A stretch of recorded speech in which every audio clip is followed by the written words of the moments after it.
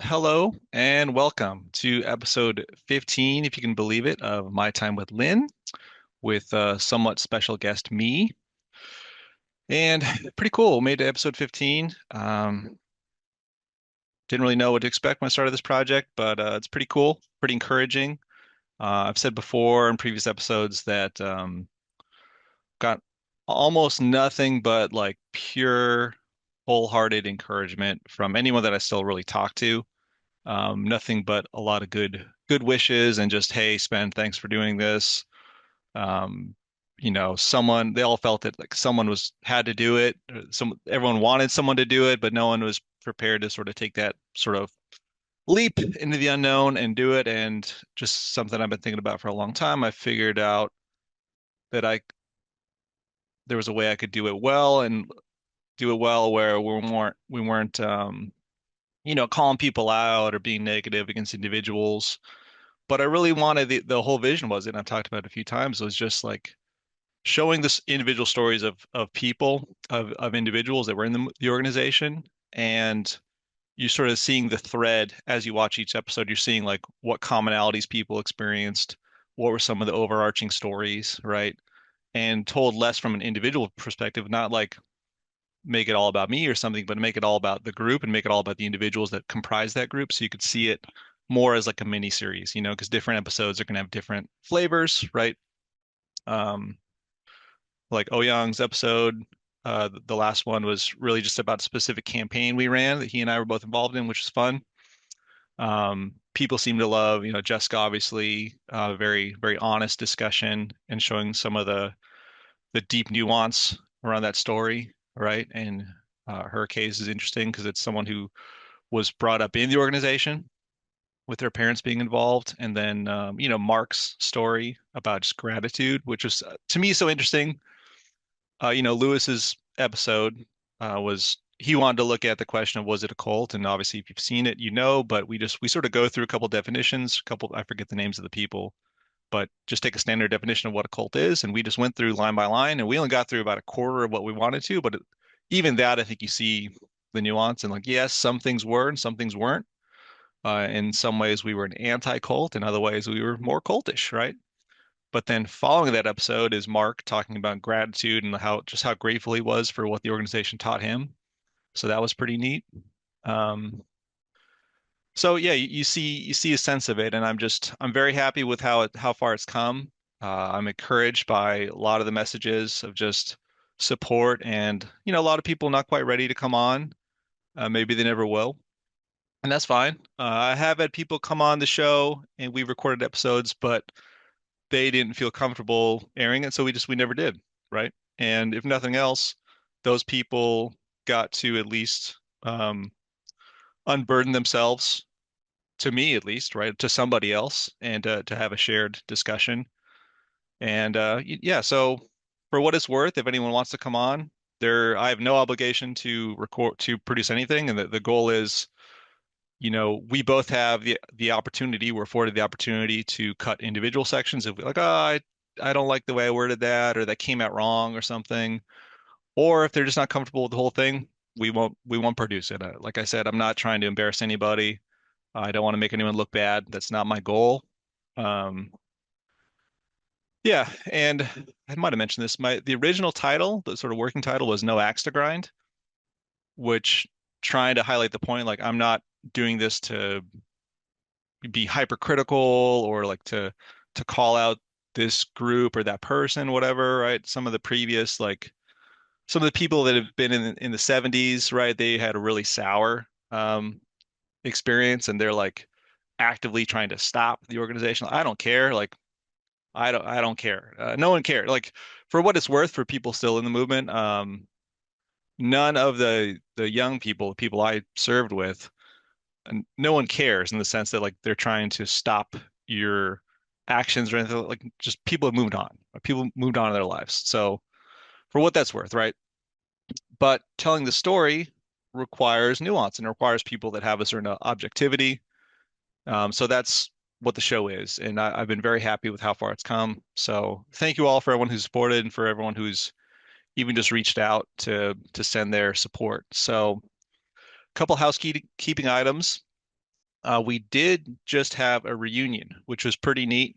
I know there had been some in the past, more like LA based, for because obviously there's a concentration of ex-members out there.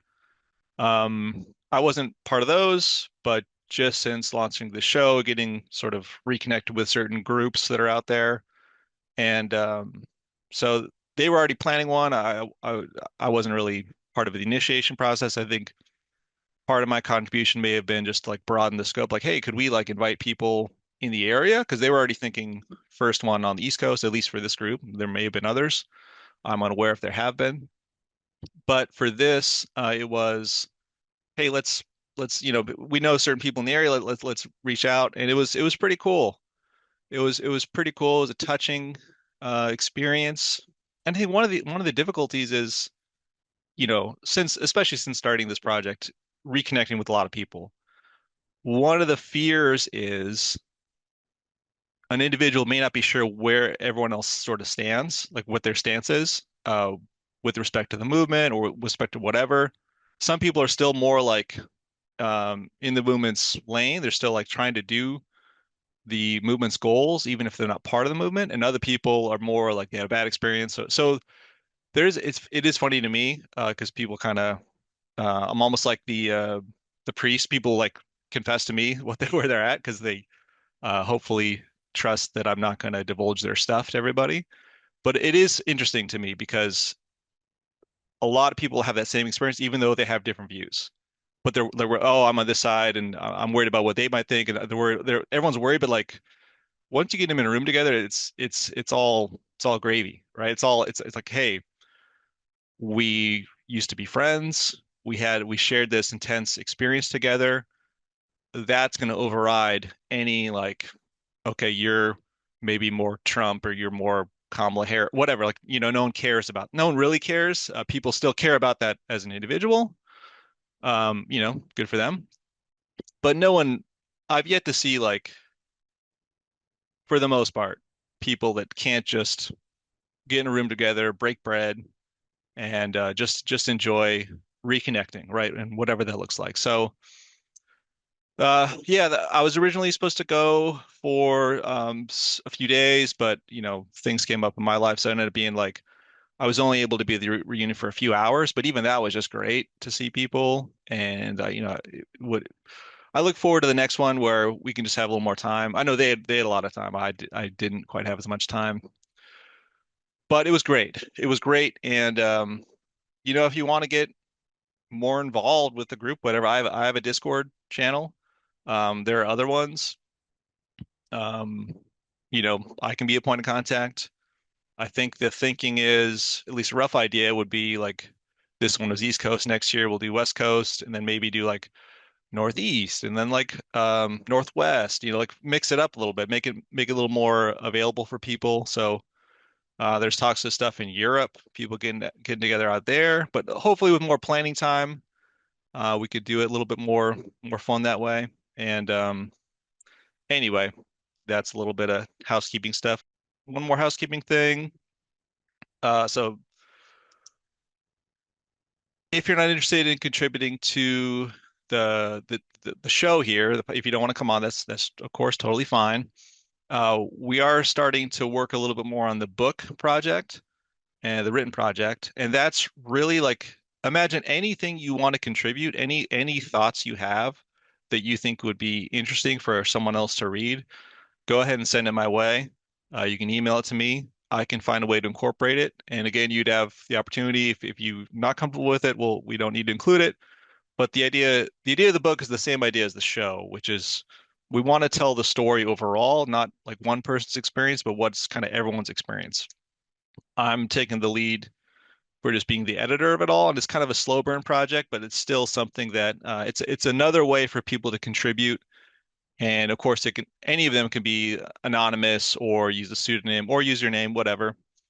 Rough idea was kind of like The Grapes of Wrath, if anyone's read that book, it's a good book, where you have alternating chapters. This is just a loose structural hypothesis, but let's say the even number chapters are like the actual narrative of the story, and then the odd number chapters are these little vignettes that, I mean, Steinbeck was a reporter, reporting on the Dust Bowl at the time. So he took sort of his articles and make them almost like meta types of a little story, a little vignette.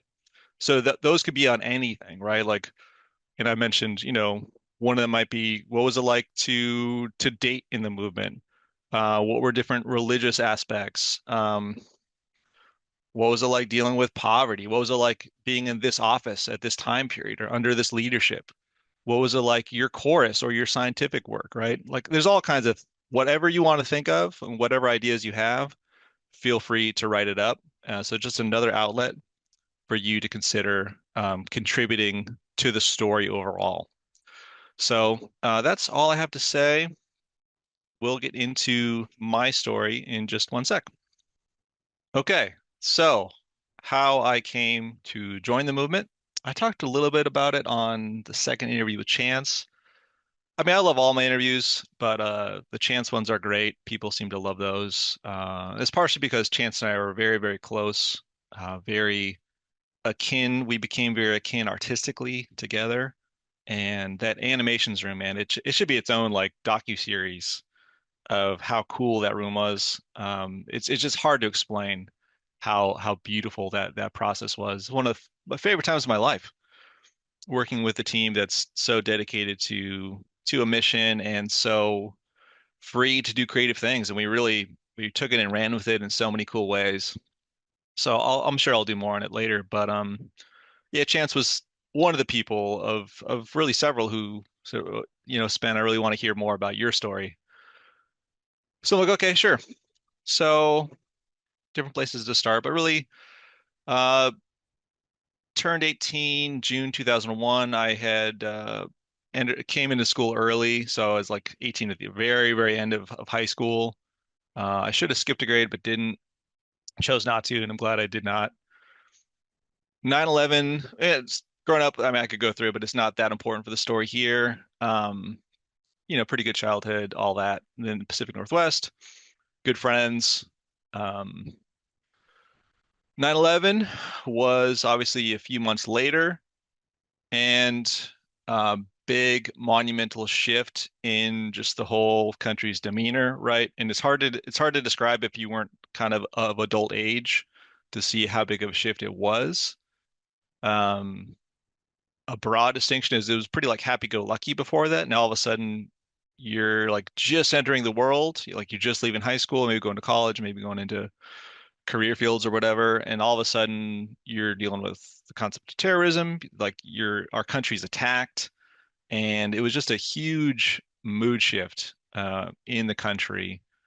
I talked before, I think if you watch the film The Graduate, it's to me an interesting analog because I mean the book is great. The film Mike Nichols is also a pretty good adaptation, but the character in that, played by what's his name?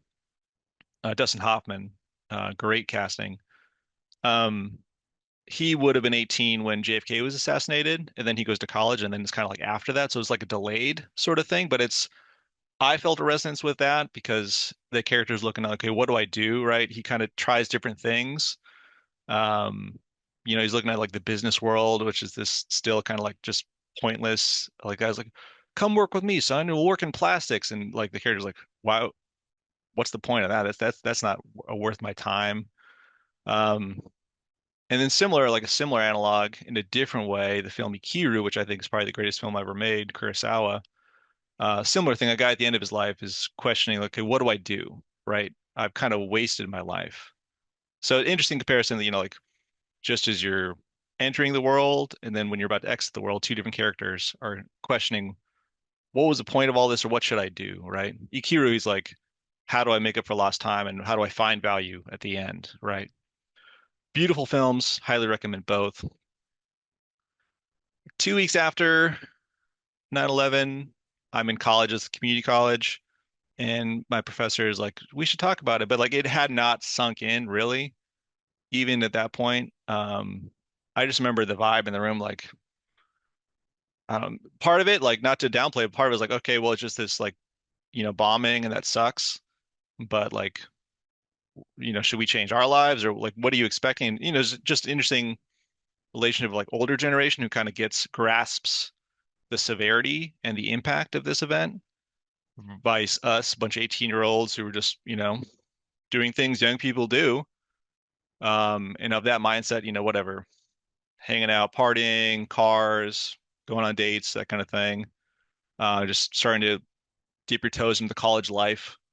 Um, and I remember, so I worked at this pizza shop, and the first full day back at work, I remember like these guys or these baseball players from Wilson High School. It was like me and them and our manager, and they're going back and forth, like, should we join the military? Like, no, like, yeah, maybe that's good. Like, maybe that'd be cool. We should serve our country. And like, no, that's crazy. We don't want to risk death. And it just like back and forth. All of us were back and forth for like days and days and days.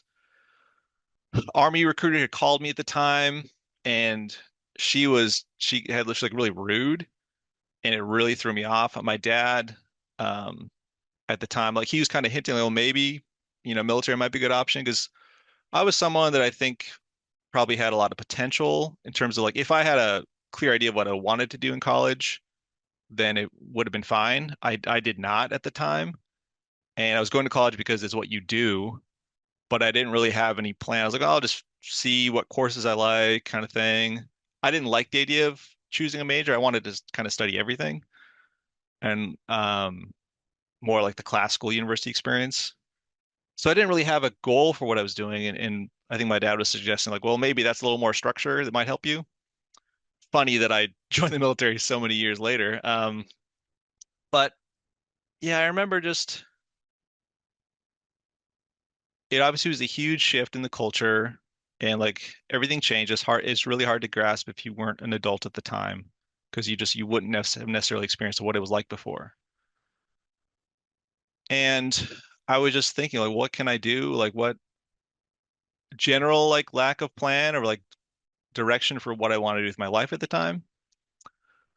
But then just starting to think more, it took me a bit for it to like sink in of like, okay, because like the war starting and in my graduating class, fellow seniors that had just graduated, there were several that had joined the military, and this is before 9/11. Most of them were Marines. One was Air Force that I was like in touch with, and we weren't like the best of friends, but like we definitely knew them. I'd say just like good acquaintances. One of them became a very good friend later when we both were in the military. Kind of funny. He was like done with his 20 years, and I'm like brand new to the Navy. It's kind of funny, but we were stationed in the same general location, so we connected and became better friends then. It was really beautiful. I'm going to see him later this year to see a Seahawks game. Um, so I was thinking about them a little bit, not like I was like deeply concerned about them, but you're like, oh, well, these people I was just in class with, they're now going to be, and I remember some of them were like, well, one of them in particular, I was in class with him, and we're all talking about what are you going to do, when you graduate, and he's like, I'm joining the Marines. I'm going to be down in Colombia fighting narco terrorists, and that was kind of the only thing that was going on militarily at the time. And then 9/11 happens, and then discussions pretty quick afterwards that there's going to be conflict in the Middle East, um, Southwest Asia, and then you're like, okay, you're imagining these people you were just in class with, like, all right, they're going to be fighting a war, and some of them had pretty rough experiences. I was told later, third party, and I'm not going to claim like I was in touch with them really, but so it starts to sink in, and you start to think, okay, is this a good direction for our country? Um, it didn't. The more I thought about it, and the more I looked into it, um, the more it seemed like a bad idea, and started to look into, the philosophy of neoconservatism, which is that idea of like the U.S. has a responsibility to be a critical part in these conflicts around the globe. And it just didn't seem like a good idea to me. 20 some years later, I agree with my 18, 19-year-old self that those weren't the best things to do. And the more I thought about it, and the more I thought about, like, I always loved American history. I felt like I had a pretty good grasp of it at the time. I would like learn a lot as time went on. But I just felt more and more like I should be doing something more significant. I should be like I'm just kind of doing nothing, right? and like I didn't want to join a company. I kind of was interested in college, but and I've always been someone that was like read a lot and thought a lot about things. But this is the first time I'm starting to think about like my role in the larger world. And I was thinking, okay, I'm in a position where, I'm young, I have no attachments. I'm like smart enough, and I'm like, I know how to work. Like I know I had a certain work ethic that like maybe I was in a position to do something more significant for the country. And to me at the time, the military was not that path. Um, Not that I was like anti-military, just that like my image of the military at the time was like I'm going to be a grunt on the ground in the army. That's all I really thought of.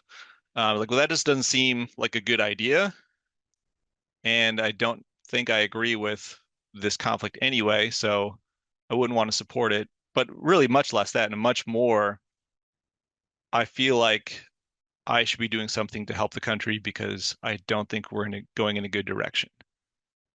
And I was reading more political stuff. I was reading like Howard Zinn and what's his name? Gore Vidal had this really interesting book, Perpetual War, Perpetual Peace, where he was like, funny thing is, I picked it up in an airport, I remember, and it was so funny because I think it's 2002.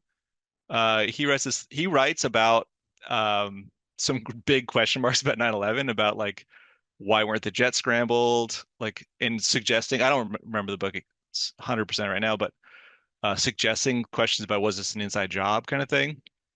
And it was just kind of wild that was out there. It was a popular book. He's a popular writer for sure. So like reading more leftist kinds of things or more left on the spectrum, I didn't necessarily have a view of left or right. I mean, obviously the foreign policy was coming from at the time the right, the Republicans, and I didn't think that was smart. Um, a lot of it was humor, like Al Franken's book as well got me thinking. Al Franken's several books got me thinking about certain things, certain hypocrisies with what was being said. Um, Michael Moore, Michael Moore's documentaries led me to his shows. A friend of mine and I, good friend, kind of funny. We were just like, he was one of the people that he still, like a lot of our friends went out to college, right? And he was one of the people that was still in the area. Um, and so we became better friends, and we were like just talking a lot about politics, and we were watching Michael Moore documentaries one night at my place. His shows, he had these shows back in the day, and they were funny. It was a mix of like humor, but also more left politics and just sort of questioning things. And one night we weren't the most sober, shall I say, but we both kind of had a similar vibe, almost like the Murders in the Rue Morgue kind of connection at the beginning of that story by Poe, where I forget who said it, but we're like, we should dedicate our lives to politics. We should like we should do something, like we didn't know what at all. We had no clue like what we should do, but it was I remember it very intentional, and we were like on the same page. And I was like, let's dedicate our lives to politics. And I tease him later because like I actually did that, and he didn't.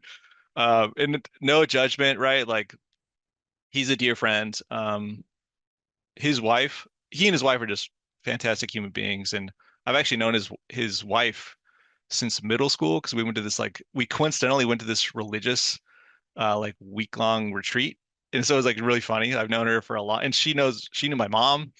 Anyway, I love him. But I was teasing him about it later, like, hey, remember how we both pledged and like I did it? It was fun. Yeah, yeah, anyway. Um, so then I'm like at work. I worked at this pizza shop. My friend Kevy got me the job, and then like we both like at a certain point, almost all of our friends worked there. My brother worked there, and it was just this great Westgate Roundtable. Shout out North Tacoma, great place to work. It was the hangout.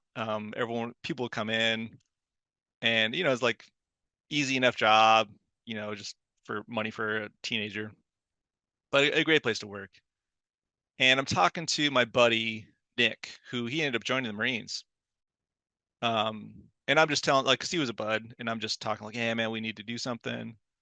And like he could kind of tell, like he was a little bit more attuned to like what different like groups were in policies, and I was not. And I'm like, yeah, man, like I need to get involved. I need to do something, you know. It really was just this urge, I need to do something. I don't know what it is I will do. And so Nick was kind of sussing me out, asking, okay, well, what do you think about this policy? What do you think about this policy? And I really had no clue, but like, I think this and this and this, right? Like, I'm not sure, but whatever, you know, we need to do something. And later, my friend Ken, he was telling me about Nick's view of the discussion, and he said, "Yeah, Nick said like, man, I've never met a more liberal person than Spencer," which is funny because like I had no clue. It's just what I thought, and of course, there's obviously influences growing up in the Pacific Northwest, right? There's certain elements of that, and of course, part of it probably was like the fact that the Republicans are doing things I didn't agree with. But Ken is a critical part of my story. He was one of the like assistant managers, and um, he and his brother were just these sort of icons. They were these big white dudes, but they had been b-boys in the 80s and early 90s, and they just had this like this funny vibe. But they were great. They were both really smart, and Ken especially was just a really brilliant dude. And I mean, you talk to him, you're just like, man, this guy has read a ton, has thought a lot about a lot of stuff. And so he kind of picked up on, and he and I weren't necessarily like the closest at the time, but he kind of like heard me talking. And so he got more involved, and he started like asking me questions. And turned out he was someone who had followed the LaRouche movement. And he was my introduction, really. He'd been to some of their events, yada yada. And so he's just more like trying to organize me overall with, you know, okay, well, you know, one of the things I remember was like, well, have you ever read Ben Franklin's autobiography? Like, no, I haven't. He goes, isn't that kind of crazy? You know, like the father of our country wrote this autobiography and almost no one's read it. I'm like, that is crazy. Why haven't I read that? So I went out and bought it and read it. I was like, man, this guy's great. I love Ben Franklin. Um, and so it was a process of like that's how I was organized, and interesting because Ken was just a supporter of the group. Like he might have contributed, but more so he just was like around the group because they had interesting ideas, right? They're more intellectual. It the movement definitely appealed to people with an intellectual bent because especially compared to the other groups, like we were super well read. We took intellectual any topics very seriously. Uh, we almost certainly would be like more well read than the people we were talking to, and we just I don't know, in a lot of ways we're more serious about that end of it. Like, what are the deep policies we're looking at? Excuse me, et cetera, et cetera. So I really, at that point, like I was prepared to start a movement on my own to to and again, I didn't really know the specifics. I'm like, let's start with getting people who are like-minded who realize we need some fundamental change and we'll figure out the specifics later. And so it was really interesting that Ken was there because he's like, well, you know, I'm in touch with this group, and it's got young people who are trying to revive, you know, the idea of the country and get it more towards like building things in our country, building projects of infrastructure that will help, you know, raise living standard and getting away from these foreign wars and restoring like American culture and like bringing beauty, like, you know, classical compositions and like studying the great works, studying great art. And I was like, okay, cool. Well, you know, I was in my head, like, well, that'll save me some time because I don't need to create this movement. I'll just join it and like steer it in a good direction or help them out or see what, you know, at least see what they are. And I remember I asked him, like, well, okay, but like, you know, are these young people, like, are they crazy? Like, can I work with them? And I remember his response is like, well, you know, they're interesting. They're an interesting group. And he told me about one interaction with a very famous person, Michael, in Seattle, who most people will know. And Michael, so this is Ken's brother, Jeff, and the three of us are talking. And Jeff relayed this story. He goes, yeah, well, this guy comes up and he goes, hey, have you ever heard about Nicholas of Cusa? And Jeff goes, I don't think so. He goes, isn't that weird? And then he's walked away. And like it was just, you know, very like, oh, like just they were trying to make a point, right? That you weren't familiar with this great, and he is Nicholas Cusa is a fantastic thinker that is criminally underrepresented in universities and discussions of philosophy. Um, and he was a big part of the sort of philosophical tradition of the group. So that really was where I was at as far as like was okay, I want to create a movement. Like I want to dedicate my life to putting our country in a better footing for policies. I think our policies are mistaken at this time. A lot of it was opposition to neoconservatism. I didn't know what to replace it with. I just thought we can't be doing that. That's not a good idea. And again, I still agree with my assessment then. And most people have come to agree that the last 20 years, 25 years of foreign policy, we have very little to show for it when those countries are not even really our allies anymore. And we catalyzed more extremist groups than existed at the time. We made those nations less stable than they were, right? All in the name of whatever nominal reason they gave. So I'm proud of that. I'm proud that that was where I was coming from to change that policy. And I thought, well, I'll just create a movement. I'll just find people that want to work together and we'll figure it out. Like, I don't know, like we'll go to the state house or we'll run. I thought maybe we'll run for office. Like we'll figure that out. Maybe like I thought maybe more traditional, but I wasn't dead set on that. Like whatever works, you know. Part of it I'd seen, the Michael Moore stuff was like he had a sense of humor about it. He had like a renegade style. Like, okay, he's humor. He's like making these polemical arguments. He's like calling leaders out, but like posing interesting questions. Like that's interesting. Maybe we could do something like that. Maybe it's more like a media thing. I didn't know. Um, and funny that I ended up coming in contact with a group that really, to their credit, did a lot of that stuff. We did unorthodox things. We used humor. We used art and media in ways to challenge questions. And like I became a big contributor to that side of things later. But that wasn't, I didn't necessarily know that that's what we were capable of at the time. So yeah, funny with respect to that. That was my goal. Like I'll figure it out. I'll make whatever group I have to. And it wasn't like I need to do it. It's more like this needs to happen. This needs to happen. It's not going to be, 18-year-old Spencer in Tacoma changing U.S. policy, but it's like I can find people that want to figure this thing out. And like there was enough of that sort of vibe. And really, back at the time, that was, you know, coming into a political group. And now I'm on the other side. Now I'm like a political activist talking with young people in the country, all around the country. That was the vibe. There was like, all right, yeah, we need to do something, right? And it was more a question of, okay, are you guys crazy? What changes should we do, right? But there was that potential for sure of political openness. People wanted to change things. So that's how, and so talking to Ken, I'm like, all right, are they crazy? Can I work with them? Like, are they just a bunch of psychos or like, are they cool? Like that was my like, can I work with these young people? Because that was my main consideration for even like touching this group. And he's like, yeah, but he gave me a couple examples. Like, yeah, they're mostly good people. There are some eccentricities with some of the people, which is true.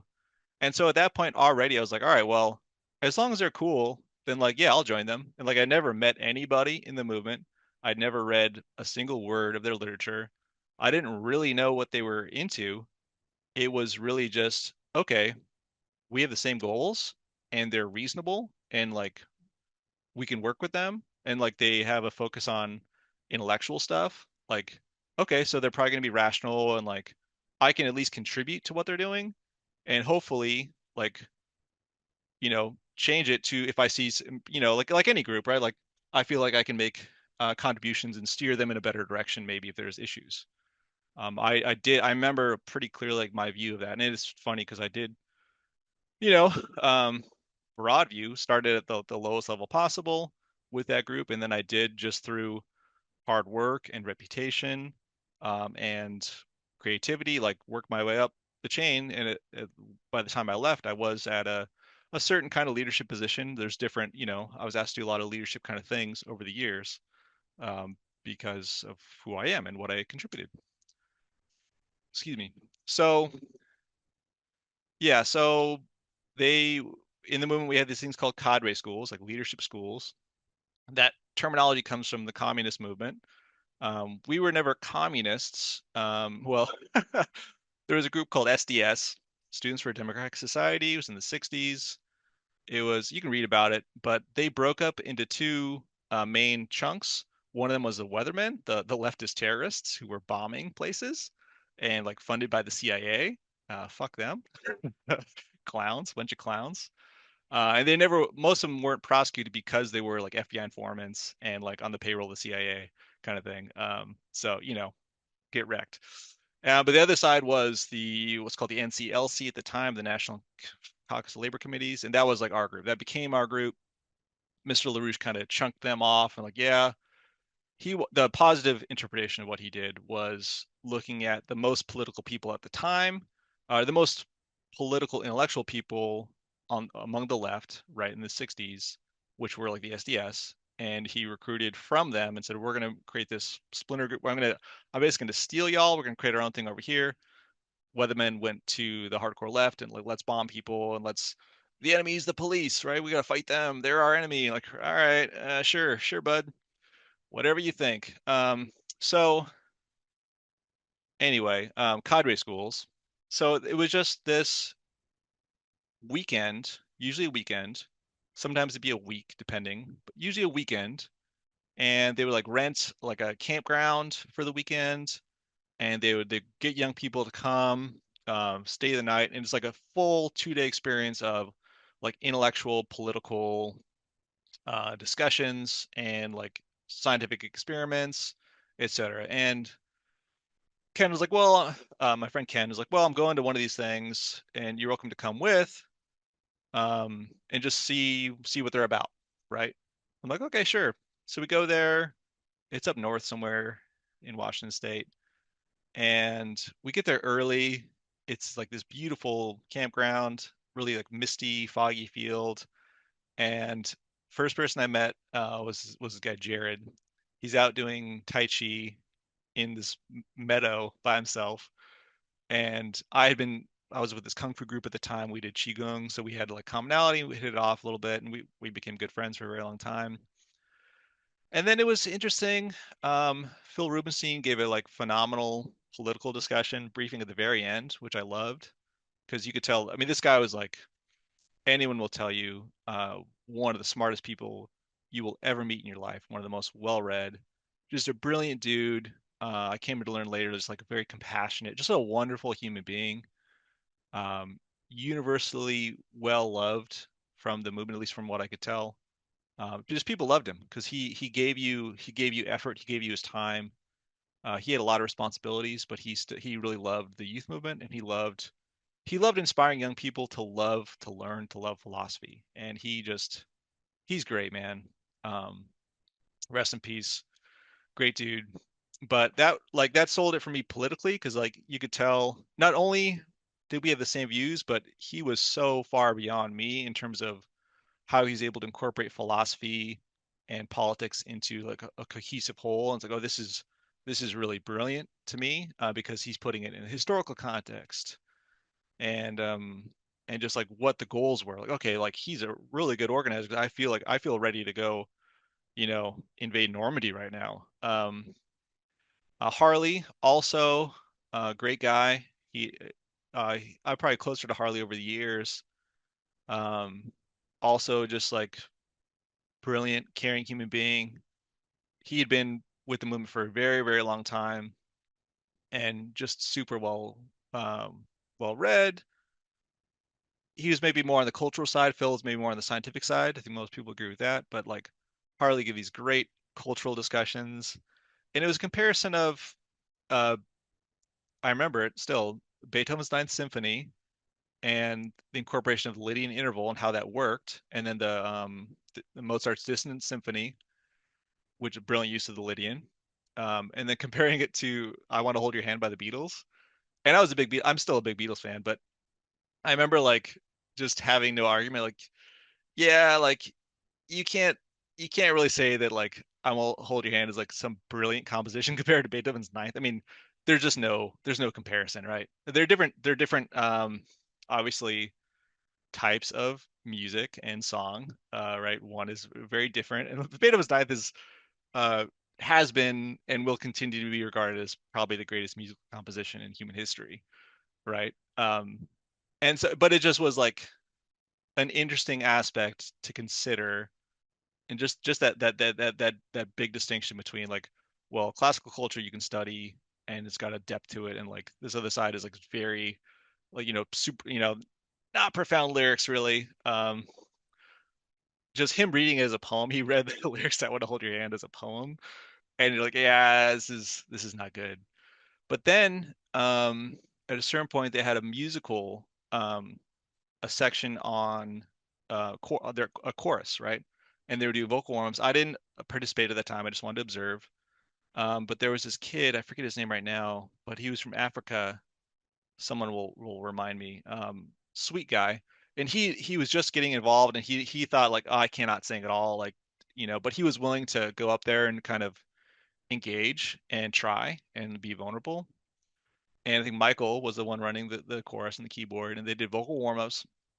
And this African kid, like he like hit this like gear shift where his voice opened up, and he attained more of what we call like the bel canto mode of singing, which is the modern analog opera is like a rough idea of what that is, where your voice can fill up a concert hall, right? And that's something that any human is capable of just with training. It's not like, oh, there you're an opera singer. Like you're gonna have differences. Like some people are great opera singers, some people are good. But it was like I thought at the time I thought like, okay, well, this is cool cultural stuff they're doing. I don't know like how relevant it is to a political group, but I was open to it. But then I saw his transformation in voice and like, whoa, that's okay. Like they just took this guy, never really sang before, and now all of a sudden he's singing this like singing really beautifully. And they were like singing a chorus or something. And that was really interesting. Like, okay, so this is it took me a long time to get that piece of it. Um, but it was a great just I think it's just yeah, just those few interactions. Um, so the politics, the culture, and then like the individual change, the individual transformation of somebody, this kid. Um, and I saw, yeah, I'd seen him around a little bit, but so I was kind of sold. I'm like, all right. Um, and it's funny, my friend Rachel at the time, well, like I just met her then, but she's like, so she was like the person who came to talk to me. And she's like, okay, so when are you going to come up and stay with us for a few days and like come organize? And that was kind of like the first question asked to me, and like to them, I'm just this guy that came with Ken, right? And I'm like, okay, well, let me, like I got this going on, and like in a couple weeks I'll come up, and like, and I did, and I think we dropped them off or something. That must have been we dropped them off, so like I knew where they lived, and it was funny because they lived in the same block as this friend I knew from college, in Seattle. Um, so like I could remember it, right? It's kind of easy. And I did a couple weeks later. I didn't have any of their phone numbers. I just seriously like took the bus up to their place. They didn't know I was coming, and I just showed up at their front door, and I think I had a backpack with some clothes. And like they just like it's funny because they weren't often at their house, but they just happened to be there, and they just happened to be leaving to choral practice at their office in Kenmore. And they're like, "Oh, hey, what's up, man?" And it was my friend Jared, the same guy. He's like, "Oh, hey, I think it was Jared." He's like, "Cool, man. Yeah, come with us. We're going to chorus." I'm like, "All right, cool." And the opposite Kenmore was just like it looked like a crack house. It was crazy. Um, it was right around the corner from my aunt and uncle's place. It's kind of funny, but looked like a crack house. And to me at the time it was like this cool, like kind of like we're fun, like revolutionaries. Like we don't care about stuff. We're fighting the good fight. Like very romantic view of it. Um, and I did chorus with them. I think they were doing like evening phone calls where they're fundraising contacts for money, but more so the youth at the time were trying to get other young people involved. And like someone sat with me and was like reading some stuff, or they're going through whatever science or Plato or something. And then I think we went organizing. Around that time, I think maybe between then, Jason, Rachel, and Dana came to my community college, and I think Ken had given me some posters. It was like LaRouche for president, and I had this first generation GTI, which I loved, my favorite car, and I put the posters in my back windows. And so they came to join me at Tacoma Community College, where I was attending, to like organize during like one of the times where I wasn't. I think they were just coming, I think half coming to see me, kind of thing, like double duty. And I remember Jason came up and like they saw me like, oh hey, like they parked their car, the old Audi. If everyone remembers Jason's old Audi, the 4K. And Jason said like, hey man, like this campus must be great. There's another guy that likes LaRouche too. I just saw his car. I was like, no, that's me. That's me. I'm the one with the LaRouche posters in my car. Like it was in the timeline might be off. This might have been like a period of weeks or something. But we did some leafleting, and it was more like, okay, like it gave me like a mechanism where, okay, I have this like piece of literature. Now I can go talk to people about politics, and I can like try and organize them. And I remember a lot of it was like just against the Iraq War, and we had like plans for Southwest Asia to develop with like water projects and stuff. Like, yeah, this makes more sense. Why wouldn't we help them develop infrastructure, raise their living standard? Maybe we can get past all this conflict, etc. But also like just what we should be doing in the United States. So it was more like interesting to have that mechanism, to have that formal mechanism. Um, yeah, we had something called the Children of Satan, which was an ad hominem, but also funny political campaign. It was ironic because it was, you know, like the at the time the purported Christian right who were had adopted a plan which we thought was more on the evil side of things. It also was coming from kind of a messed up place when you look at some of the ties from Carl Schmitt from the Nazis into the teachers of Paul Wolfowitz and the neocons, the neoconservative figures in the George W. Bush administration. Rumsfeld, Cheney was one of the worst, and it was interesting. It was like it was like an inflammatory message, but it did get people to think, and we loved it at the time. We're like, you know, kind of the FU attitude, like, yeah, well, this is great. We're getting them, you know, we're calling them out. At one point, kind of funny, a couple years later, we're passing this out. Welcome, welcome. So a couple years later, I'm at an airport going somewhere, and I hear like this random kid. I'm just like walking by this gate, and I hear this young kid organizing this boomer woman about like, yeah, and Carl Schmitt and Paul Wolfowitz and that's the neocons. I was like, that's funny, man. Like that's funny. Like he's organizing our stuff from a few years ago. But I was in downtown Seattle, Westlake Mall, which are classic, our go-to, our bread and butter deployment. And this guy's like, I'm like handing out leaflets, and this guy's kind of like circling around me, and he's like, "Oh, can I see that?" And it's I think it was the Children of Satan one, big green, nice green color. He goes, I think I'm in this. I was like, oh yeah, like I could care, like, oh cool. What's your name? Like Bill Ludi, and he was like this minor, like deputy undersecretary of defense or something. And we started to go at it, and he had no argument. He left like pissed off. Like, man, I don't care. I could care less who you are, but it's funny that you're here, and it's funny that you know that you're in here. Um, okay, so going back, um, getting involved in the movement, and yeah, that was early years. Like they were great. They honestly were great. I joined in 2003.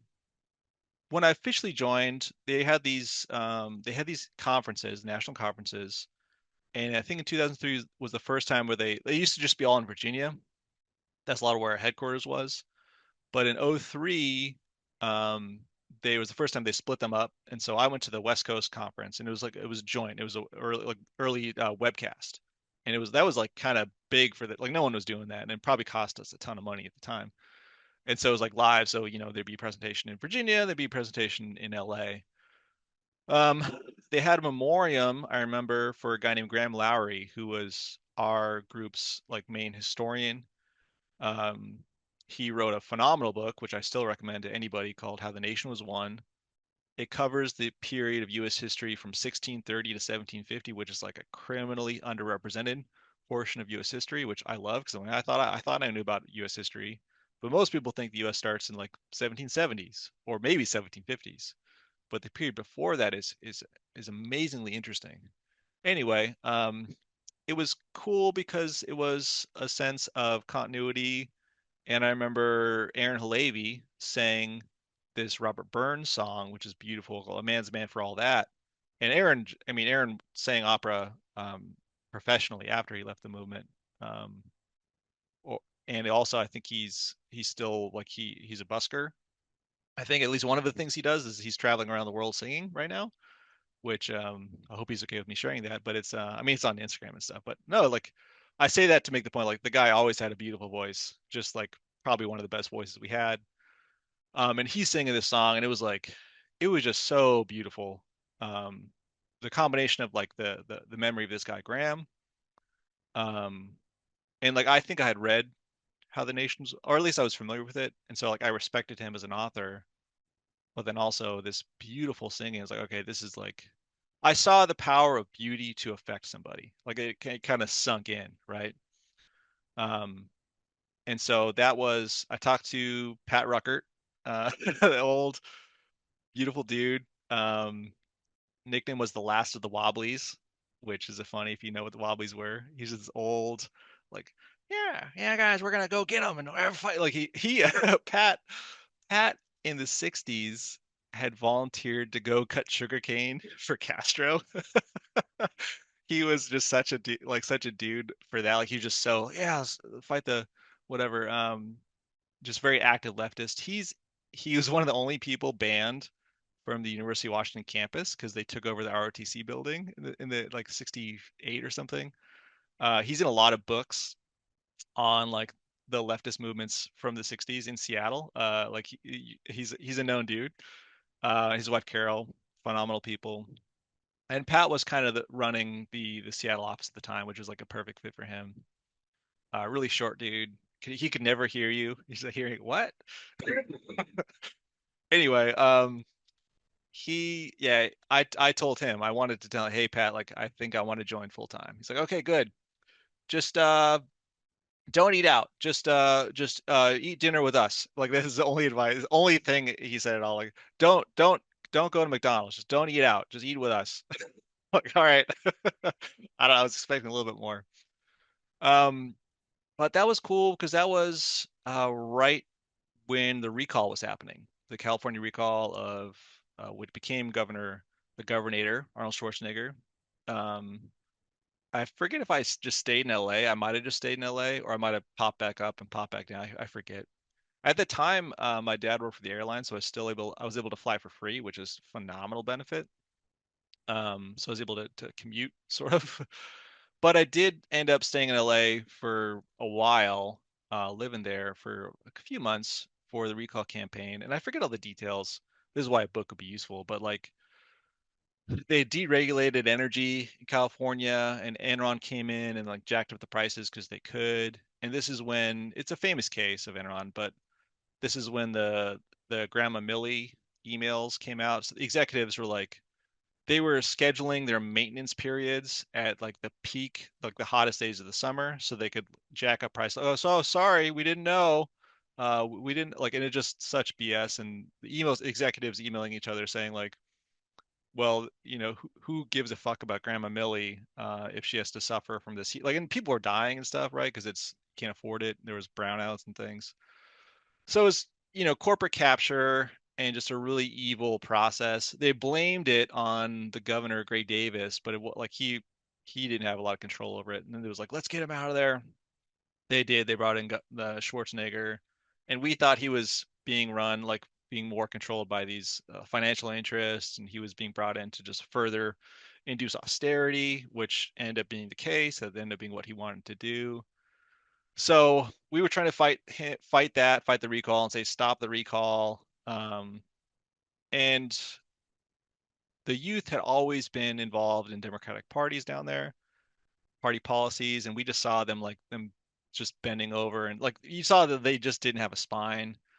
The lieutenant governor at the time, I think his name was Cruz Bustamante, like you could tell this guy's kind of a sellout. And he was saying like, "Oh yeah, no on recall, but yes on Cruz," right? You're like, all right, like just this backup plan. Well, if we are gonna have it, like might as well have this dude come in. Um, LA was always the center of our youth movement. It was definitely was like a huge, the biggest single group, single office. There's like 80 to 100 to 120 kids around there, and we talked about in previous episodes, but such a cool atmosphere. Just imagine that many young people that are passionate, that are trying to save the country, that are also like singing, doing science, philosophy, what have you. So it was cool to be part of that movement because you got to see us um, see the power of our group. We would go to these campuses and we'd have like a big group of people singing choruses. Oh Freedom was like the classic, this Negro spiritual from the slave era, beautiful music that came from the slave era. Um, and it was very inspiring, like very uplifting. As you sang it, you're very uplifted, but also you could see the effect of like, you just young people going to college and all of a sudden you have whatever the table of like the communists over here, maybe the young Republicans over here. Then you see this other group that is singing beautiful music, talking about some of the hardest philosophy and like why we should change fundamentally. And so it's just a different experience, right? But you got to see what kind of power we could have. And we would go and we would disrupt events. We would like go to events and call out people for whatever, right? Call them out and like, you should be fighting this, etc. I mean, we were one of the first modern groups to do that, and people in the 70s did that, of course, 60s and 70s. But we were much more active, much more powerful uh, as a group. So that was neat. Um, yeah, I was there for a while. It was 2003. Then came back to Seattle. That was like my home base for sure. Um, Hello to my guests. I actually just brought you up a little bit ago. But welcome, welcome. Any things you want to say, you chime in if you like, or put in the chat, etc., or text me if you don't want to. But let's see. Yeah, coming back to Seattle, I will say this, a little bit of a tangent, but like a little bit on the sacrifice piece because there were different people sacrificing different ways. There was a girl I had a big crush on in high school, and for a while I thought, um, I'm a romantic kind of guy, and especially being romantic in that age. And I thought, like, if I could just be with this person, I would want nothing else in the world, right? You have that thought. And I thought she was out of my league. Um, we had a friendship, but never really more than that. But then we kind of connected outside of high school, um, because she was going to school nearby. And we just like started to like hang out, like after high school, we started to hang out more, but it was like ambiguous and I was kind of dumb, like not good at receiving signals. My radar is not very good. Um, but then it became clear at a certain point that she was interested, but she wasn't, and we would talk a lot about politics, but the subtext was always, well, why don't you just do it in a more traditional way? And the subtext of that was, well, if you were following if you were going to school and maybe you're going to like run for Congress or something or something more traditional, then we probably could be together. But you doing this thing with this group, like, I support you as a person, but we can never be together.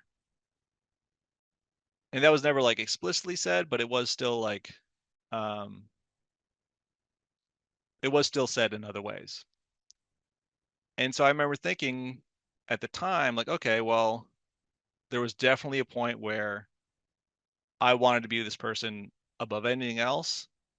And now my priorities have shifted and I'm willingly choosing to forego this potential relationship because I'm not prepared to forego these things I value. So it was, an early sacrifice in a way that I hadn't expected, right? I think most people like you're excited by the prospect of what this movement can do, and you realize that you're going to forego a lot of things, right? You're going to forego having any kind of money for a long time, right?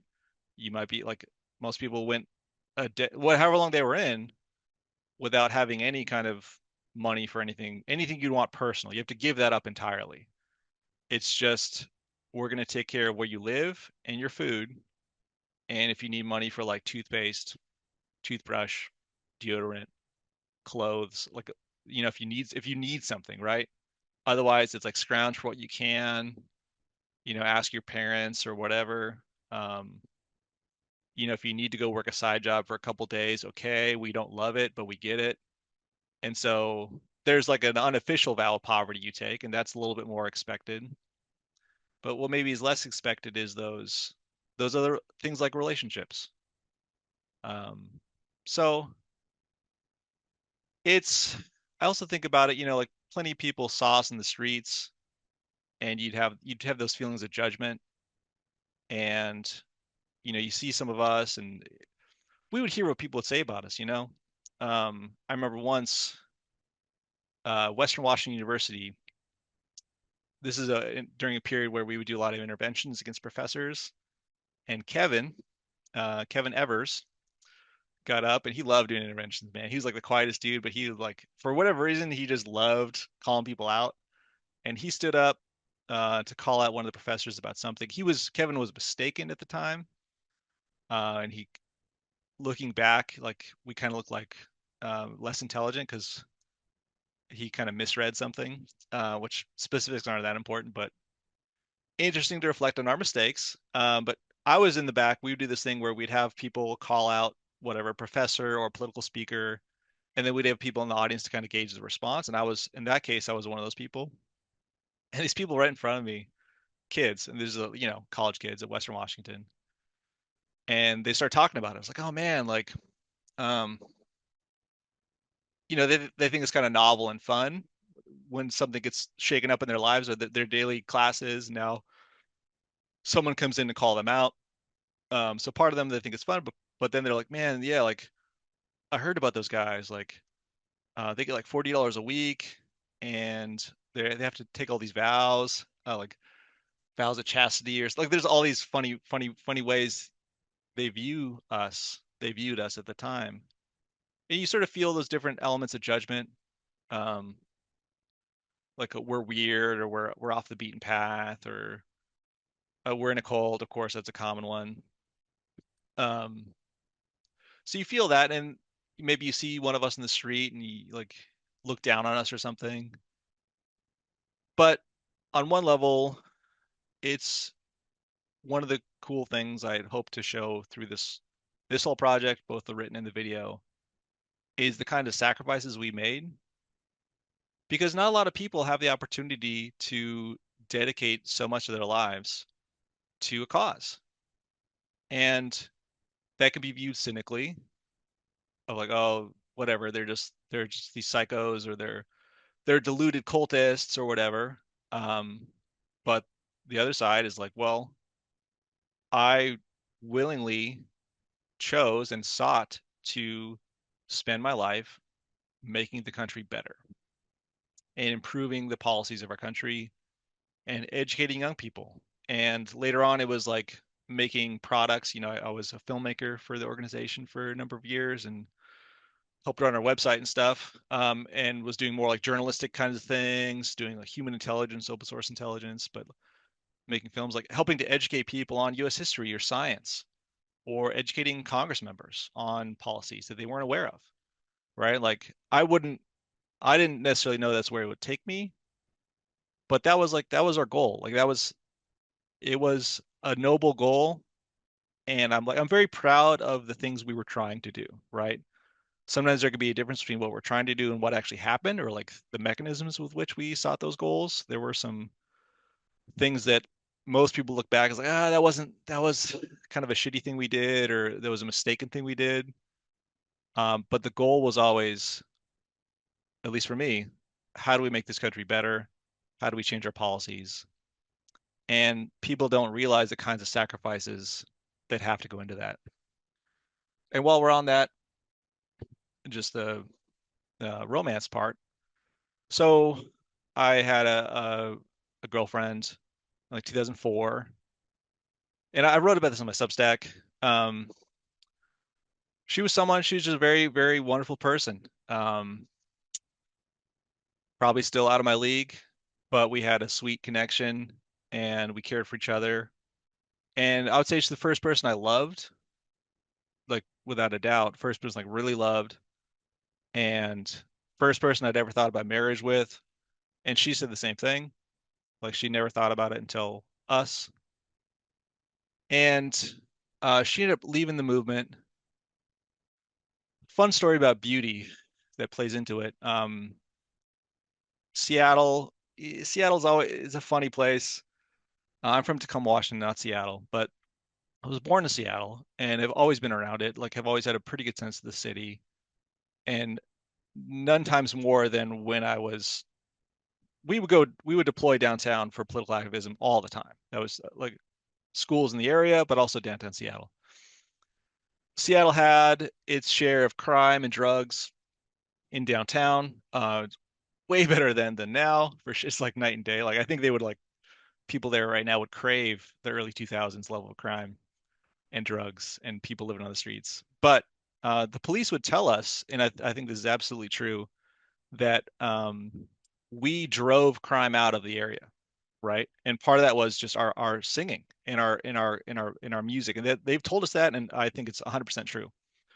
So we and like West, it's kind of funny. We helped save Westgate because it was like a super dingy area, and I think other people will back me up in this.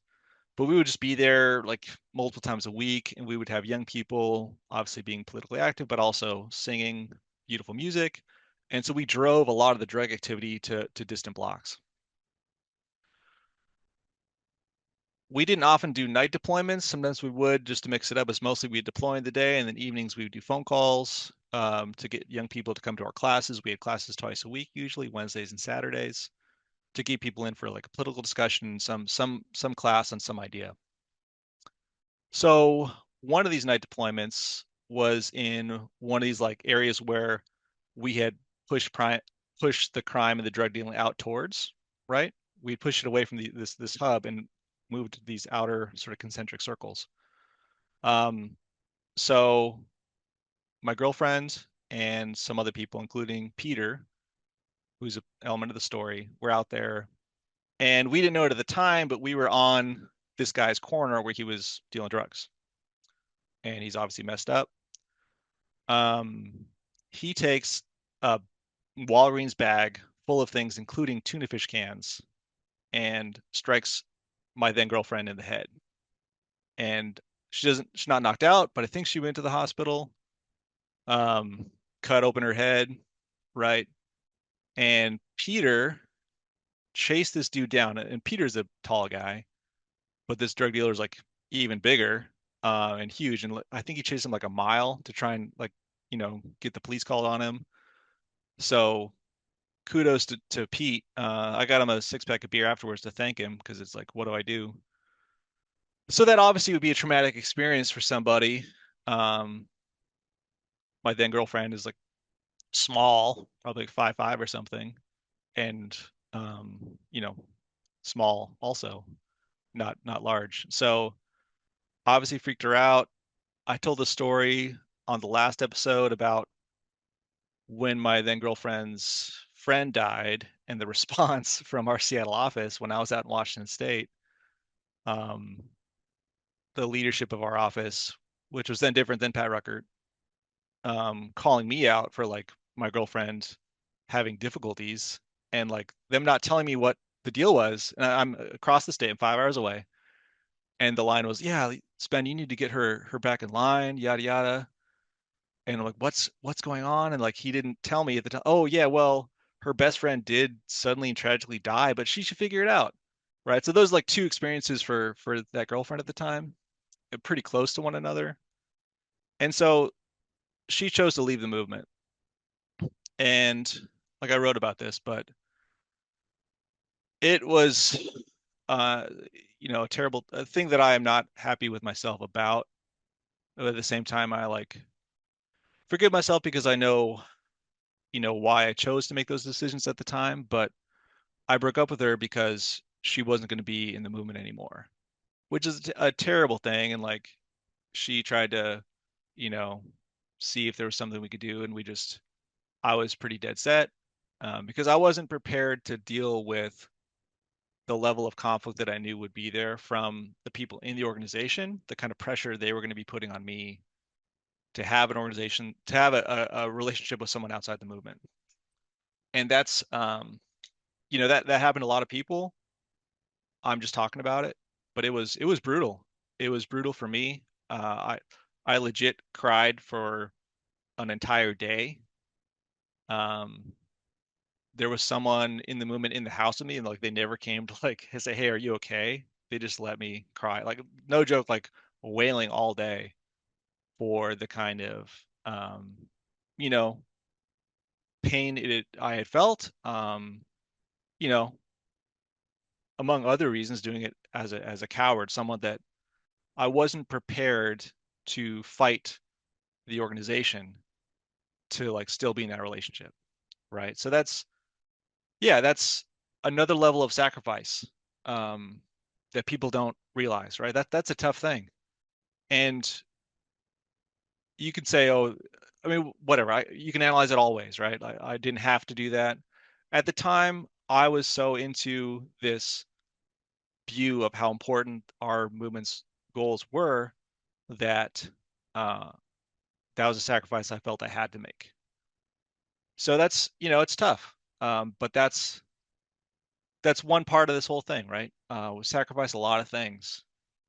Sacrifice a lot of relationships with family and friends. I talked to a recent friend who, being self-centered or being single-minded with like these are the things I want. I want to work with this movement. I want to affect these changes, and everything else is going to have to suffer. Everything else is going to have to be put to the wayside. So in a sort of self-centered way, I wasn't as concerned with what my friends thought, and they were kind of teasing me early on, like my best friends, were like, "Oh yeah, Spen was doing kung fu, now he's doing this LaRouche thing, and like in a year he's gonna be doing something else, right?" And like they're just giving me shit, which is fine. But I didn't realize the kind of pain it had caused them until recently, even like very recently. Talking to one of my really good friends, and he was saying like, "Spen, we're just so glad to have you back." Like they felt that they had lost me for that time, that I'd become someone different.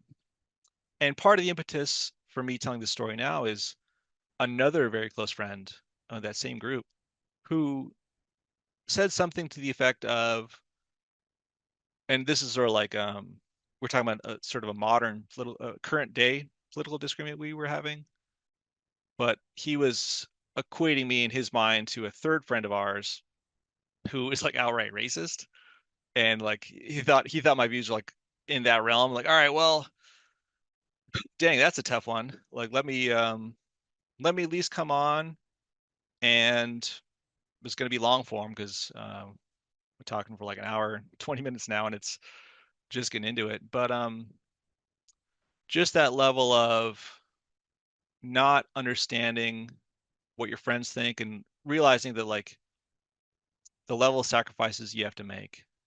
And that's again, like one could be cynical and say, why couldn't you keep those relationships? Um, and it's because we felt so strongly that we are giving this cause our all, like 16, 18-hour days, 6 days a week. The seventh day was like deep intellectual work, like still very hard, more enjoyable because it's more like, all right, cool. Now we get to become better people. And like we took that serious. We were like, we'd have debates on Plato, and it was serious. It wasn't like let's read and have fun. It's like let's figure out what this is and let's fight. And we're gonna work on music, but we're gonna take it really seriously. And like none of us had real training on it. We figured it out. And the things we accomplished in terms of like self-development are phenomenal. They're a book within itself. And it was just a group of like that's one of the positives of it, right? A group of young people so committed to this cause that they're fighting every day to become better human beings. and like in large ways succeeding. Like we accomplished crazy things in terms of intellectual stuff and music and art and compositions, and what we were able to accomplish even like directly politically was really cool.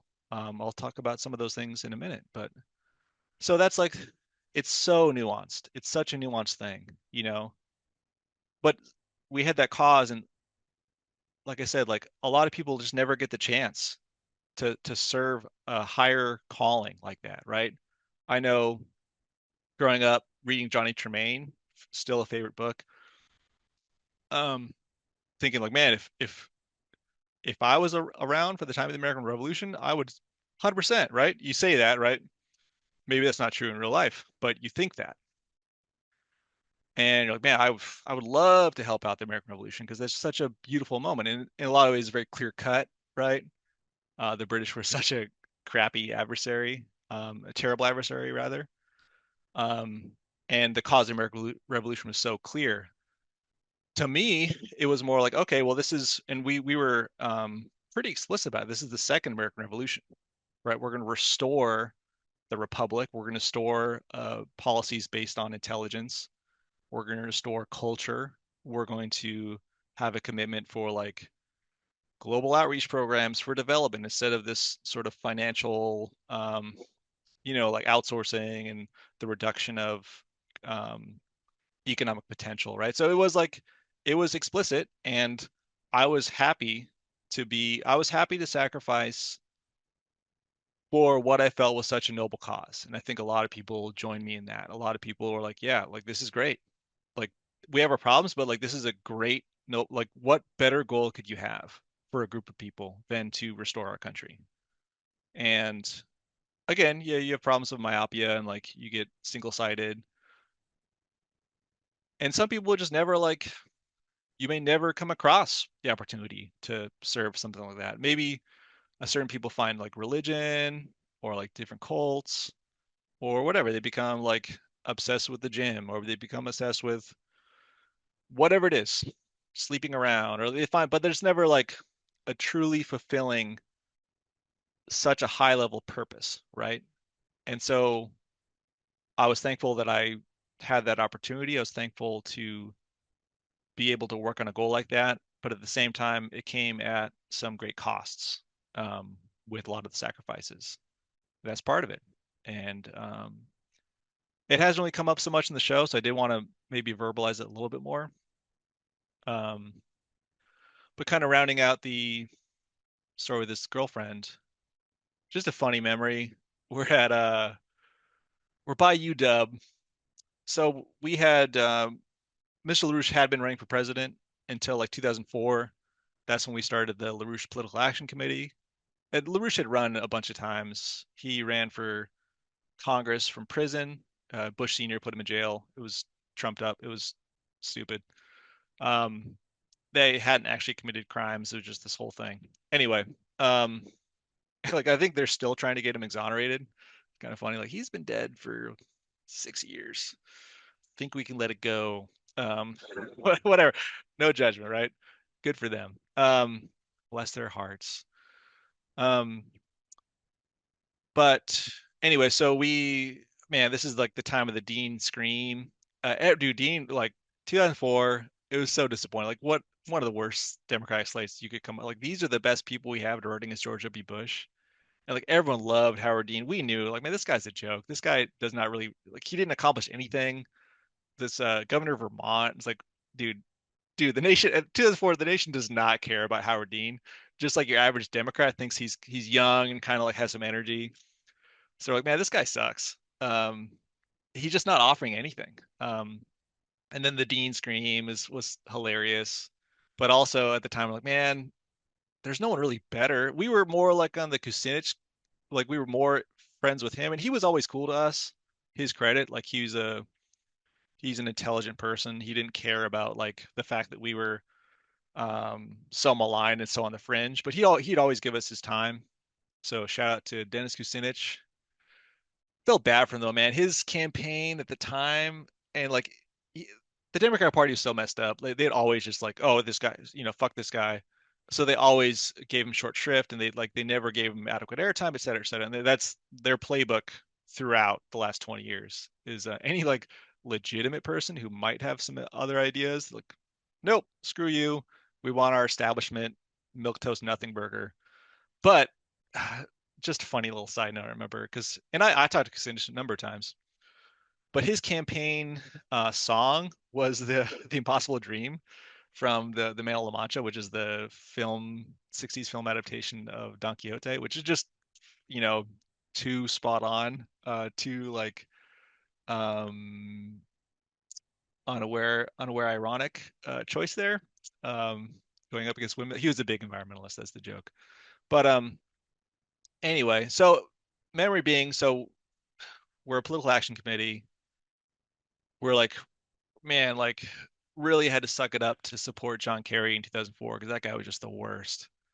He was just like, you couldn't choose someone worse, and just like, man, if you want to like, if you ever had Epicac syrup and you need to throw up, go watch his speech from 2004 at the convention.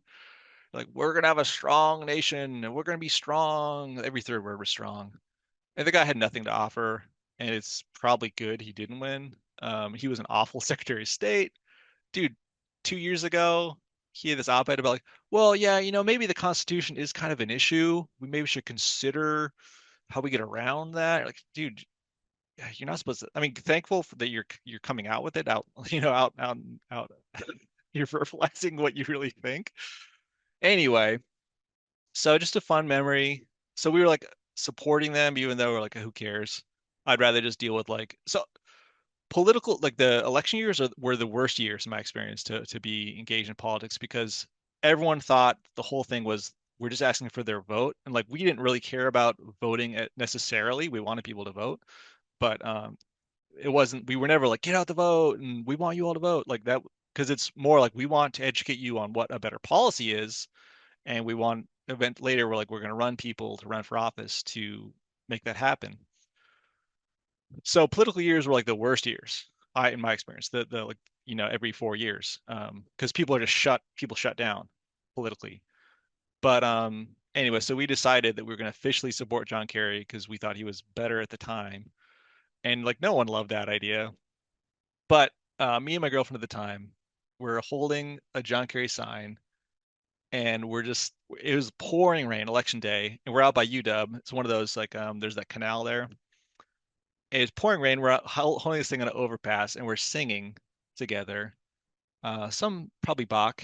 Like no one could hear us except us. We're just doing it, and like it was such a futile thing. We're holding the sign in Seattle for people to vote for John Kerry. Like I think we got it. Like I think he's gonna win this state, But like it still was just this beautiful little moment.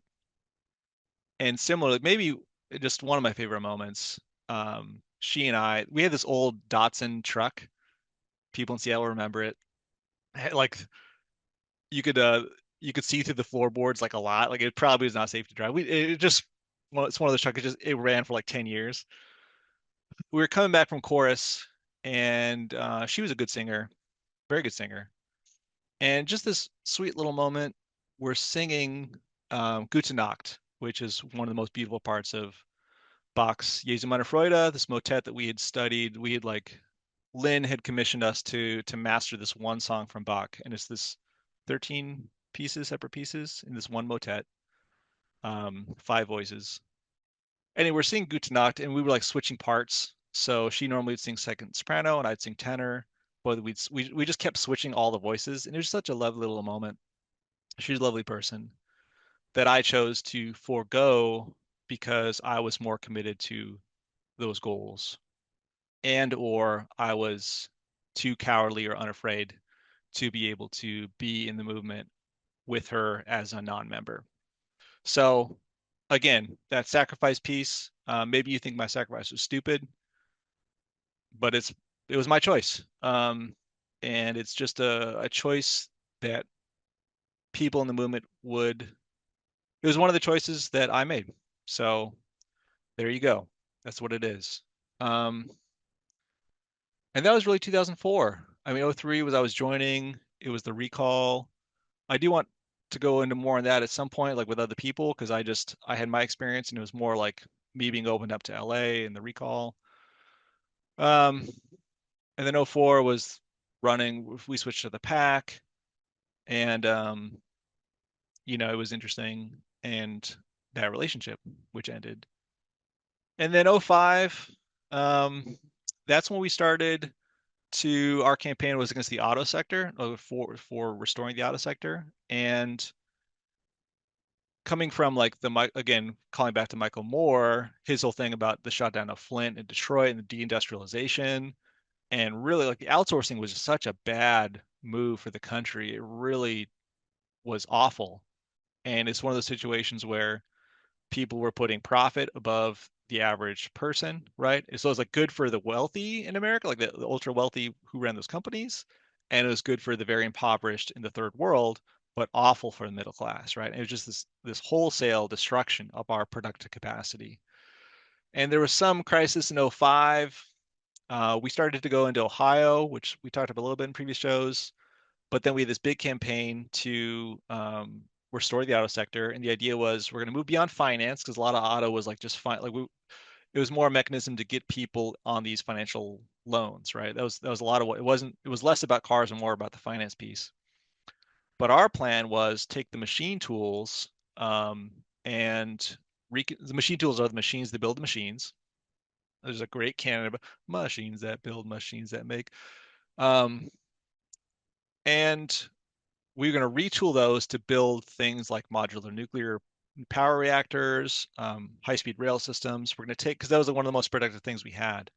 So at that point, I'm like, hell yeah! Like this is what I was. This is one of the things I was looking forward to. Is like let's rebuild. Like right, what happened with deindustrialization was the worst. Let's get industry back in the United States because that's some of the most productive economic activity you can have is like hard infrastructure, hard industrial manufacturing capacity. So I was like, this is great. And I went on like at least 1 week of action to like a DC week of action where we take all kinds of young people from all of our satellite offices into the DC local, and we would do like a week of political organizing.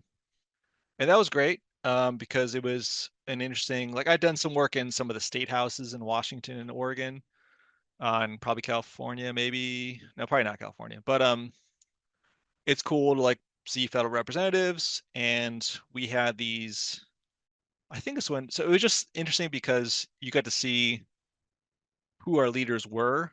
You talk to senators and see, okay, some of them, you're like, how did you figure out how to put on your pants this morning? Like, how are you breathing? Like, like, uh, how did you walk in the door? Like, how did you know how to open the door with like the level of intellect you're showing me in this discussion? It worries me. Some people were great. Some people are really smart. Some senators are like brilliant and like deep love of their country, but you're dealing with this other, you know, um, I don't know, not bright bulbs with some of them. So that was eye-opening. We would do this thing. I think this is when this happened. Someone correct me, but we would bring in large groups of people, and we would sing something like the Battle Cry of Freedom, or that was like a big thing at the time. Um, or we would sing a Negro spiritual. I can't remember, but we would do things to open up their minds. And it was really interesting to see because it did happen. You would see, not everybody, there was always some cynics, whatever, but like a lot, then we'd be like aides or senators or whatever, and we'd sing a beautiful song. Battle Cry of Freedom is from the Civil War, and it's we were very passionate about it.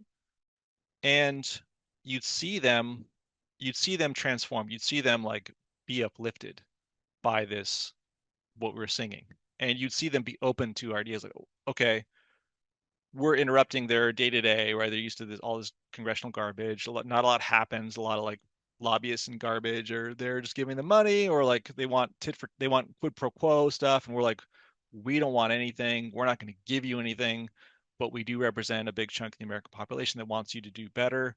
And here's a little taste. Let's uplift you into this mental mode of being receptive to our concepts. World Land Bridge was another idea, just while I'm thinking of it. It's like a way to connect the world with high-speed rail, especially like magnetic levitation rail. that will move beyond the current system of maritime trade, which favors more the financial groups. So you're making everything, you're reducing the cost of transportation of goods. You're also increasing the ability for like communication and like travel, right? So it's a better way that you could organize planetary trade. It had to come probably from the US, even though now, the BRICS countries are more delving into that realm because we've left the field. We've created a vacuum of leadership on that degree, partially because we spent the last 20 years in things we don't have a lot to show for. Terrible grammar in that sentence, but you get what I'm saying. So that was cool. That was a cool opening for me to see the kind of power we had for like, hey, we're using culture, we're using something beautiful to open people up. Um, and I can't remember a lot of what happened. I know at a certain point they were selling the machine tools like on eBay for pennies on the dollar because just no one's going to buy them. And guess where they went? They went to China and Japan because we let our industrial capacity go. And that was again, it's like another like you thought deindustrialization was bad. Here, like we've had 40 years to think about it and reflect, and now we as a country we're just going to do version 2.0. It's going to be way worse. So that was hard to watch, just because you're like, man, and look again, like we're there as a group, we're trying. Like I think we're on the right side of this thing. We were doing the correct thing, but just tragically, uh, we weren't able to succeed. I remember the Democrats meeting with some of the offices at the time, being really disappointed. There's like, it's not popular. How are we going to sell this? Blah blah blah. It doesn't affect my state. And we're like, man, you guys are just the worst. Both sides were bad on that one, uh, for sure.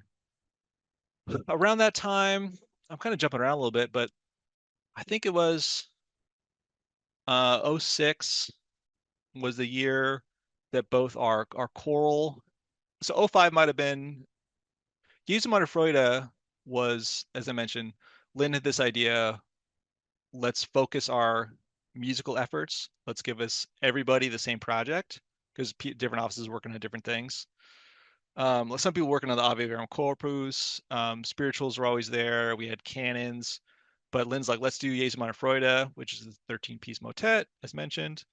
And that unified a lot of the efforts overall. But then around 0506 was when Boston sort of separate itself as like the go-to musical mecca for our company. And oh yeah, well, this guy named Maestro Briano, he was a teacher of bel canto singing and opera. He taught Placido Domingo, among others. He was working with us. He was based in Mexico City, I think, and he would come up to LA. I got the chance to work with him. I was one of our choral leaders in Seattle for a while, and they're sending the best musicians because again Boston was a key hub, and a couple of the people, two of them were like children of the movement. They had grown up, their parents were still in the movement. Most of them still are, as far as I know. They were some of our best, in addition to other people that weren't children of the movement, but they were centered in Boston. And a certain point, it was like, well, we're going to send people. I don't know if I was like a big part of it, but I one of the first communications I had with Lynn was I asked him because I think I was leading our chorus, and I asked through an intermediary, like, hey, can Lynn, can Boston local, can they come out to us and like help us? And Lynn, I still remember, he said, we're not going to send the mountain to Muhammad. We're going to send Muhammad to the mountain. Which old, I didn't get the reference at the time. I do now. Um, and so we started sending people to Boston to kind of level up their games in terms of music and such. And so I was one of the first people to go on that rotation, which was cool. Got to live in Boston for a bit, work at their office. It also was great. Because right, I think it was this time, right? Yeah, it was right when I got there. They're like, "Oh, Spen, go out with this team," and it was Matthew and Ivan and Frank, who were just heavy hitters with music. We went to the Park Street station, which is the first metro station in the on the planet. Um, and we got on the train, and we're on the train, and we're just singing. And I was like a very weak link, but it wasn't like political stuff necessarily. I remember it more like Dona Nobis Pacem, and we weren't singing like to make money. We weren't singing to be obnoxious. We were singing to uplift people. And just that in itself had a profound effect. You could see it. You could see, and Boston's a very musical town. Berkeley College of Music's there. There's a lot of music there. You'd see it in the looks of people on the trains. They're like, what? And you'd see them just like lighten up and like they become just like open to the beauty. And it was a gorgeous thing to see. So that was great. And I had a good time there. It was an opportunity to work with a different. I went. I mean, throughout the time, I'd spent time in Oakland, LA multiple times, Boston, DC, Purcellville, South Dakota for a couple of weeks in '04. Oh yeah, I was there. That's a fun story in itself at some point. Um, so that was cool. Um, 2006 was also the year that Lynn commissioned the Kepler project, which was pretty sweet. He was saying you all should study Kepler's major works, and this is three books: Mysterium Cosmographicum, The Mystery of the Universe, 1597, New Astronomy, 1607, 1606 or 1607, and then the Harmacha Mundi, the Harmony of the World. I want to say 1619. And so it was 400 years after Kepler had wrote the Nova Astronomia, the New Astronomy, which is where he lays out two of the laws of gravitation. Yeah, two of the laws. Harmacha Mundi is the third law. And in the preface, it's awesome. You can still read. You can read it online. I still have the books.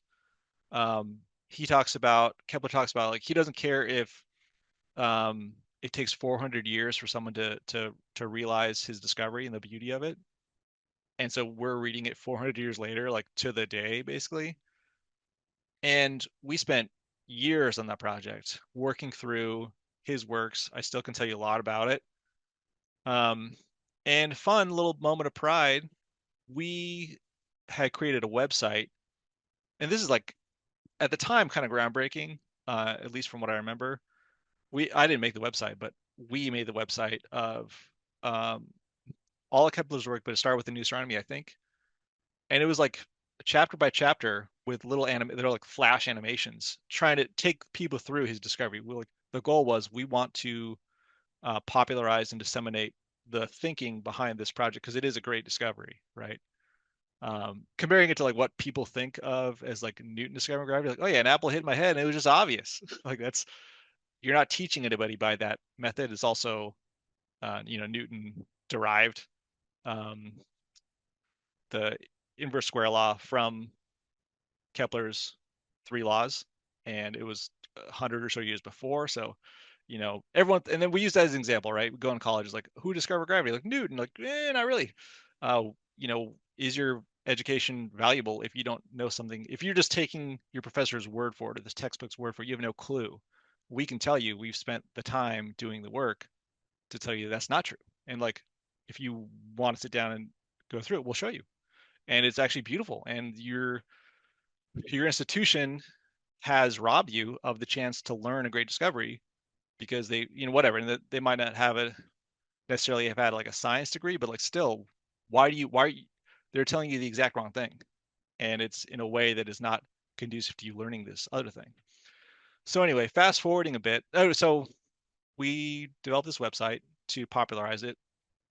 Me and my friend Travis came up, and he did the animations, but like we worked on it together. Um, and it was parts book 5. I think I want to say chapter 61 to 62.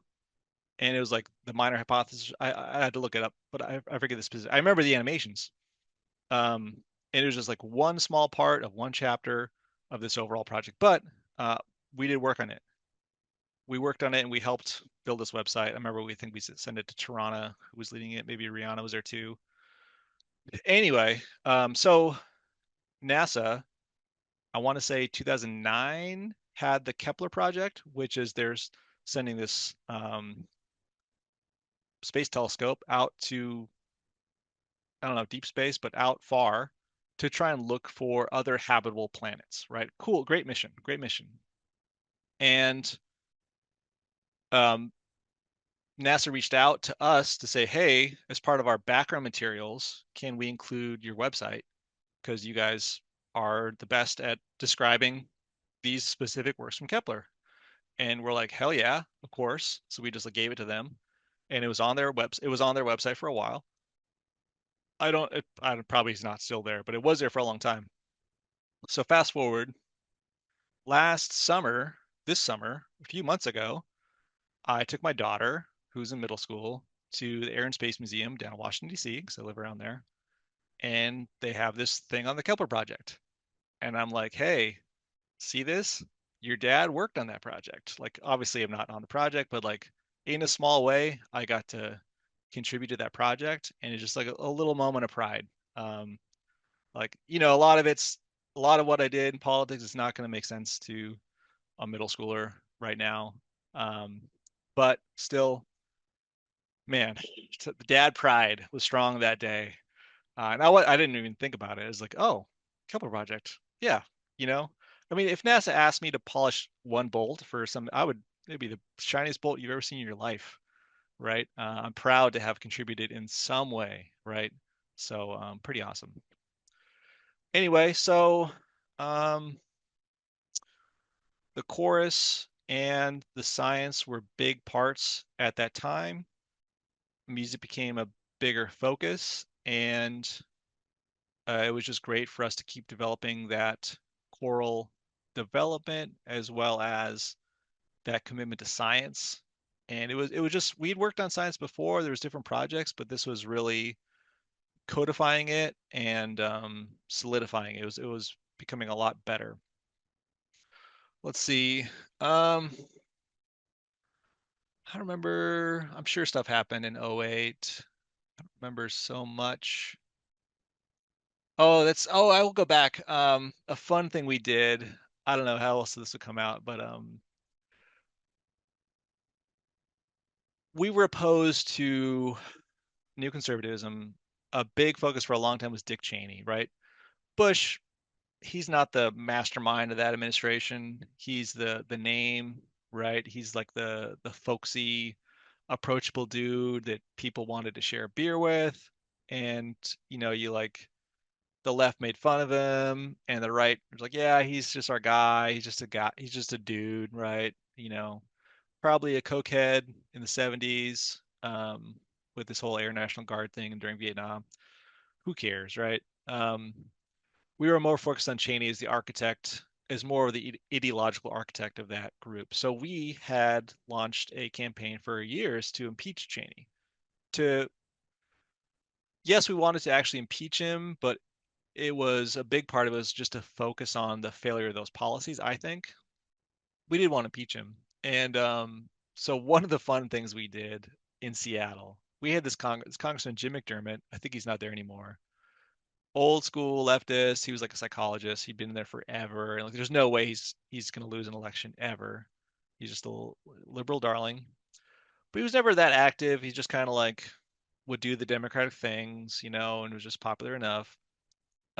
We wanted to pressure him because there was, I think at that point, 9 people had signed on to legislation to impeach Cheney, and it was we were the people behind that. Um, and so we had a thing in Seattle, and I was part of it, but I think it was Jared also, and I don't know, maybe Leander and Travis, Jacob, I can't remember, and I'm not trying to. It wasn't all me, but I was a part of it, I think. And it was, I don't know where it came from, but we ended up handing out condoms. Um, and it with pictures stapled through the center of the condom, right? And it said like, stop protecting Dick, or like, is McDermott protecting Dick? On the back, it was like, impeach Cheney, call this number, get him to sign on to this bill. And it was funny. It was funny for a lot of reasons. We were like just gathering all these free condoms. But then like obviously stapling through the center is ruining them, right? So it's kind of a little joke because we're passing out condoms, and I don't know, well, there wasn't a big message there, but it was just a funny. It was just, even like a lot of liberals didn't like us for a lot of we weren't liberal enough or whatever. Um, like purity tests, we didn't meet all their purity tests. Um, but even those that really disagree with it thought it was hilarious. And the big thing was we were at the what's it called? The Solstice Festival on, on Solstice. It's this big thing in Seattle. It's pretty pagan, a lot of nudity, painted bodies and whatever. It's just Seattleites doing Seattleite things. But we would go just because it's a huge mass of people. And so we're passing out these condoms. And we were able to generate like a flood of calls on that day because people thought it was funny. Like, yeah, sure. Like, we agree with them. We agree with the LaRouche people. We should impeach Cheney. So they called. It was like, all right, whatever. We'll do him a solid. They called, and like 2 days later, McDermott gives one of the best speeches of his life on the House floor to say, yes, I do. Like, due to overwhelming citizen response, I will support this legislation to impeach Cheney. So I think he was the 10th person, and that was like a big like hell yeah, like nice. We got it done. If anyone's gonna do it, we did. Um, Later on, my mistake. Some of my close friends will still give me shit about this one. We made like large scale condoms out of like plaster and stuff to make the same joke, and it just totally failed. It was I think a Capitol Hill deployment at night. Jacob was there, and like we are trying to make it work, it just did not work, and that's on me. That's my bad. Um, Another around that time, I guess, '07, whenever Al Gore was going with his stuff, we were opposing him, and that was important for the Northwest because environmentalism has its good side, it has its really negative side. There's a big spectrum, right? Not dumping stuff in the rivers is one thing, pretty agreeable, and but then there's like, let's kill all the people in Africa, like let's do population reduction. You're like, who do you want to depopulate? And it's like, oh well, maybe Africa. Like once you get down to it, there's some really nasty stuff in there. The eugenics movement, most of them ended up starting environmental groups, right? So just like there's some shit there. Like it's hard to debate that there's some garbage there. And Gore, obviously he wasn't a good candidate in 2000. No one really liked him. And but then he came with this third act of like his book. Um, and the climate change stuff, the anthropogenic climate change, as opposed to the cosmic climatological model of climate change, which if you've studied both, um, I've yet to meet someone who studied both who thinks that the cosmic climatological model isn't more convincing. I'll put it that way. Anthropogenic is a little bit lazy with some of the assumptions, my opinion. Anyway, so Gore was out with his book, and it was this big campaign. They were going for carbon credits, which is carbon credits are a terrible idea with respect to if you care about third world countries developing at all. And it's a similar kind of thing. It's a financial scam. It's designed to help out the wealthiest in the developed nations and to make, in this case, the those yearning to breathe free, the third world countries to ever have them do it. So we opposed it. We were very opposed to him. At one of the solstice festivals, it might have been the same one, we had something called Algorian chanters, which were kind of like I forget, I don't know. I might have helped come up with it, but maybe not. Uh Regardless, I loved it because it was kind of a play on the bring out your dead, the people from Monty Python and the Holy Grail. But they had a copy of Al Gore's book. We made up these funny chants to sort of tease Al Gore's policy, but also make the point that this is kind of a dark age policy. We had an event, I think I talked about it before, so I don't need to talk about it here, but 2004, Al Gore at the town hall, and it was supposed to be this big, like he's coming to like his home base, and it's gonna like kickstart this campaign. It's gonna be like there was a lot of expectations for him to just hit this thing out of the park, and we're like, not so fast. We're gonna give you not a warm welcome. Um, yeah, I think we talked about it. I'll talk whatever. I'm here. Let's talk about it. We had people. I was mostly leading the chorus on the street, and so people was this big line coming in. We rewrote these cannons to make fun of his views. They were pretty clever. Al Gore will kill you, not CO2.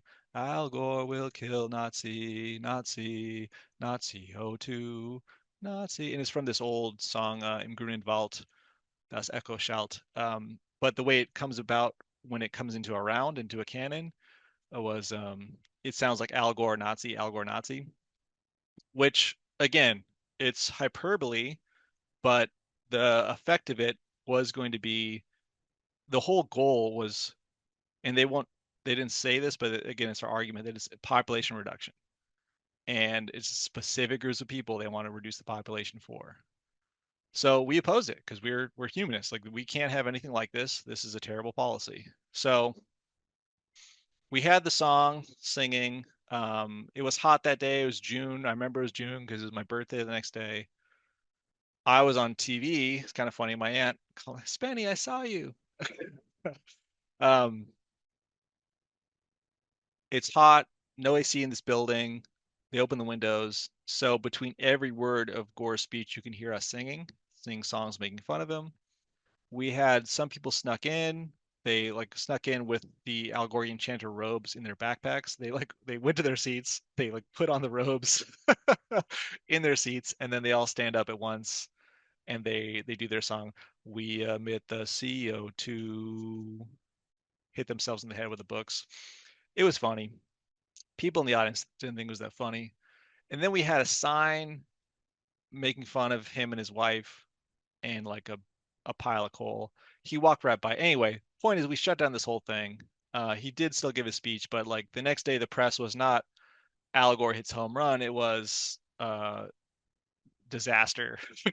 Al Gore gets criticized, and then it's our criticism in there. So it was a again, you might not agree with our policies. I'm giving it a really nutshell coverage right here, but to me, it was like a little bit more harkening back to this like Michael Moore, or like I came to learn later, people like Jonathan Swift, um, Cervantes, Francois Rabelais, satirists, comedians, people that would make compositions questioning common norms in such a way that you laugh and also are thinking.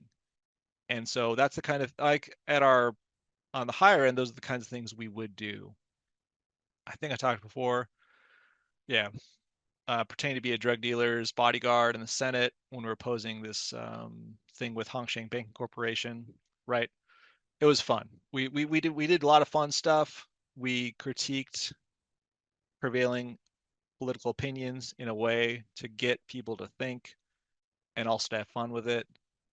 We did some things that were hyperbolic and inflammatory that, we made some mistakes in a lot of ways. And those mistakes were a lot of what drove people away from the organization in different ways. And that's come across in the show to some degree. Anyway, so let's see.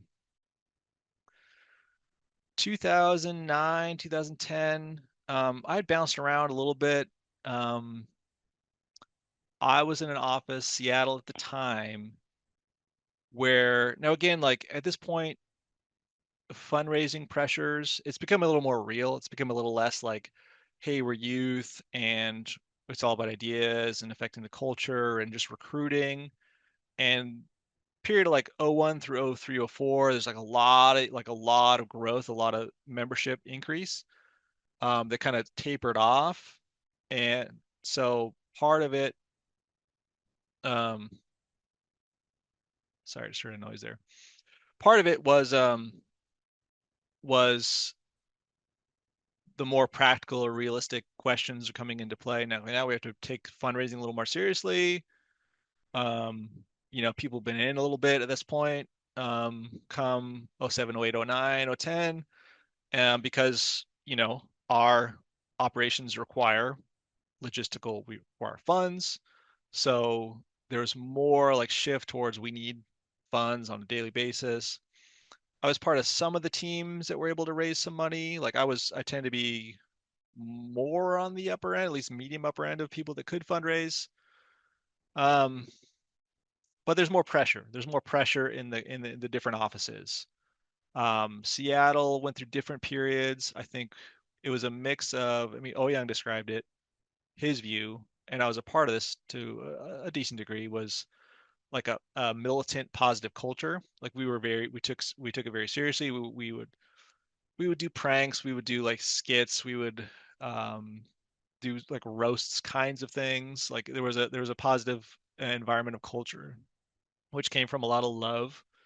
But there also were like some of the leadership was more like, hey, we need to get with the program. And it was a little bit more, the leadership for times was more like pressure based and more, could be more negative and cynical. I was brought into the leadership group like around that time, just kind of like a working leadership group. And, you know, part of it comes from a place of concern, but I found it to be like more judgmental in ways. And it was like, how do we help this person? But also like maybe this person, there becomes more of a cold calculus of like, okay, this person isn't pulling their weight. You know, maybe we probably shouldn't have just like a complete open door policy. Like we don't want early doors, like we'll take anybody and we'll make you into a golden soul, make you into a world leader.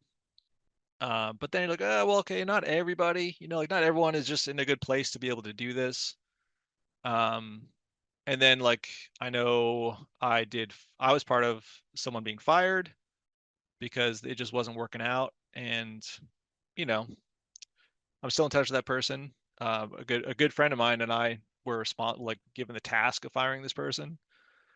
And it was more like, okay, let's be more selective with people coming in. Anyway, the office at the time I felt had it wasn't a good match for me. There were definitely toxic elements to it, and all offices were different, but I'd say overall it's a period of like clamping down and tension and stress and having to take more specific responsibility for things in the movement. And um, around that time, I brought up for great book by Dr. Lawrence Kuby called The Neurotic Distortion of the Creative Process. And he describes these different, like if when a song gets stuck in your head, I've talked about that often. One way to think about that is it's like a poem of a less conscious part of your brain trying to give more conscious part of your brain a message, a little message, like it's sneaking something under the door. It can't tell you, but it can tell you what this other thing's trying to tell you. And at that point, it was every morning I wake up and take a shower. It was the song Pennsylvania Polka was stuck in my head. Get up, the music is starting to play. The Pennsylvania Polka. Totally unrelated, totally unneeded, that little musical jibe, but just breaking up a bit. Um, from the movie Groundhog Day, which was to me, it took me a bit to realize, but it was trying to tell me like you're doing the same thing every day and it's going to be the same day for the rest of your life. Like there's not change here. You're just doing the same things. And so I felt stuck and it was a period of like I had some personal stuff going on, personal tensions. Um, and I just felt stuck in that office. And I think this I get my timelines a little bit mixed. Oh no, so oh wait. I'll go back to oh wait. It's funny. Because that's when I started making films. Um, so yeah, I made film. I'll go back to it in a minute. But I got brought out to make 1932, which was like our flagship film. And I got brought out because um, they didn't know that like I was a film buff. I'm a film nerd and always have been. I don't think I wasn't brought out for that. I think I was brought out more because they knew I loved history and I knew a lot about that period of history, but more so because I was like creative. I think that was like the thinking, like bring Spen out, he'll be able to help. I just bring that up because like there's nothing like I don't think people like I had helped a buddy out in a college film, and my siblings and I had made comedy like joke comedy films when we were kids, but like they didn't know that, and like that alone wouldn't have been sufficient reason. It was more like, hey, Spen knows history and he's creative, so bring him out to help on this film 1932, and it was a great experience. Mark and I talked about it a little bit. He and I were in the same room together for 5 weeks working on this project. It was a beautiful moment. I did fall in love with filmmaking even though it was more I wrote most of Act Three, half of Act Two, and I helped produce it, but I was not doing editing. It was more like just creative discussions, right?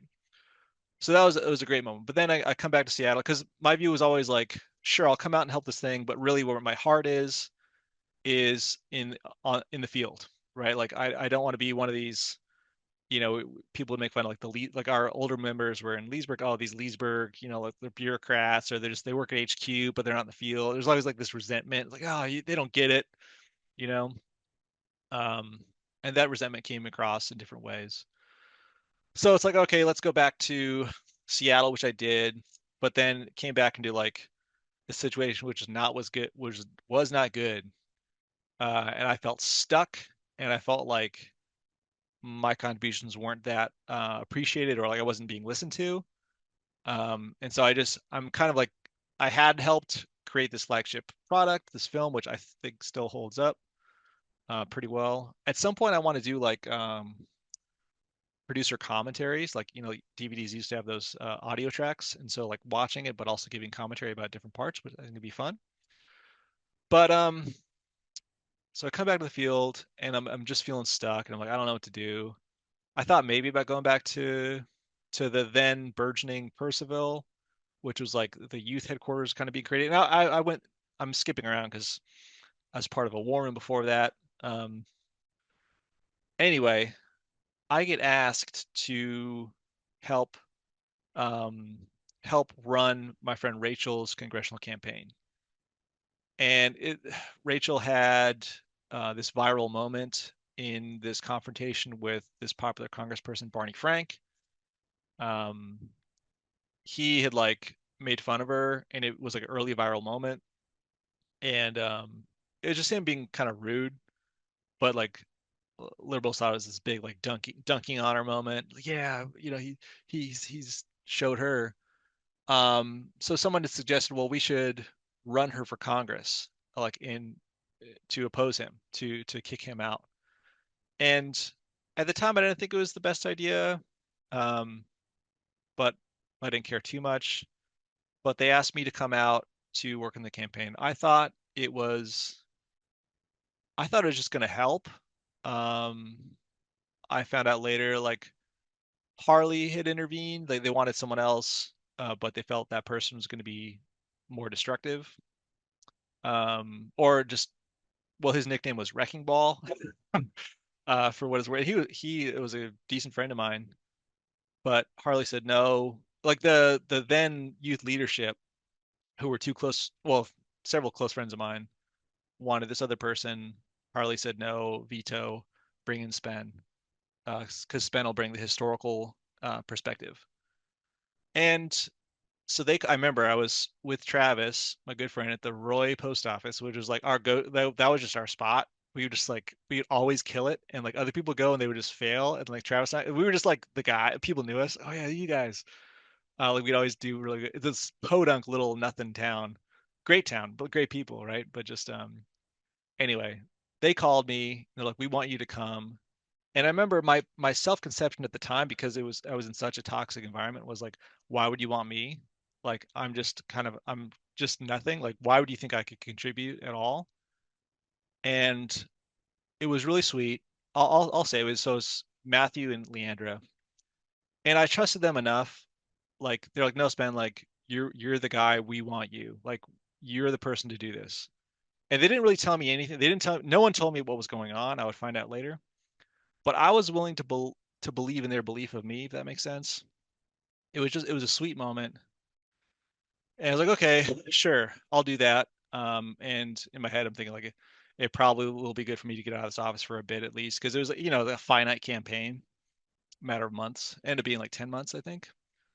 Um, and I said, sure, I'll do it. I'll believe in your belief in me, but I can't. You have to talk to leadership about it of my office, because I'm not going to be. It was an it's not like necessarily those people. I've come to appreciate those people's position more over the years, um, just being in different leadership positions and understanding some of the difficulties. At the time, I was not prepared to have that discussion with them. It had just been a toxic one-to-one at the time. So I said, sure, I'll do it, but you have to talk to the leadership. And so they did. And maybe that night, The leaders brought me into the office, and it was such a funny thing because they said, "So I guess they want you to go to Rachel's campaign." I'm like, "Yeah, they mentioned that, yeah." And they said, "Well, why do you think you'd be useful?"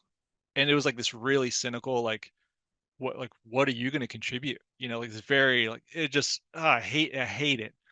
Um, but at the same time, it was so funny. They're like, but how they said so they on one hand they had the very cynical like, what are you going to contribute? Well, what do you think you're going to help them? Why do they need you? At the same time, on the other hand, they said, but we don't think we can afford to lose you. So it's like, which is it? Am I a piece of shit or am I critical? Like what you got to choose one. I was one of them. They didn't have much choice, right? Some of those decisions, like it's happening.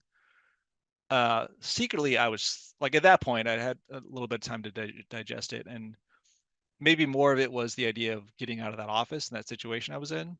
But I was secretly like thrilled, like hell yeah, get me out of this place. I'll figure out what I can do to be useful, which ended up being true. So, like whatever, week, 2 weeks later, I'm on a flight to Boston to live there for the second time. Um, and it was great, honestly. Like within about a day, getting my bearings, and I'll explain some of the technicalities. I felt like my old self again. Like it was just, I was free. I was just more me. And I was just like in this super optimistic, let's fucking do this. Let's go. And the thing they didn't tell me, the thing no one told me was that the campaign was having some trouble. At no point did I have any indication that uh, they needed actual help, not just like, oh yeah, help the campaign. It was like we need help, and lo and behold, I'm the person who is being tasked with solving this problem.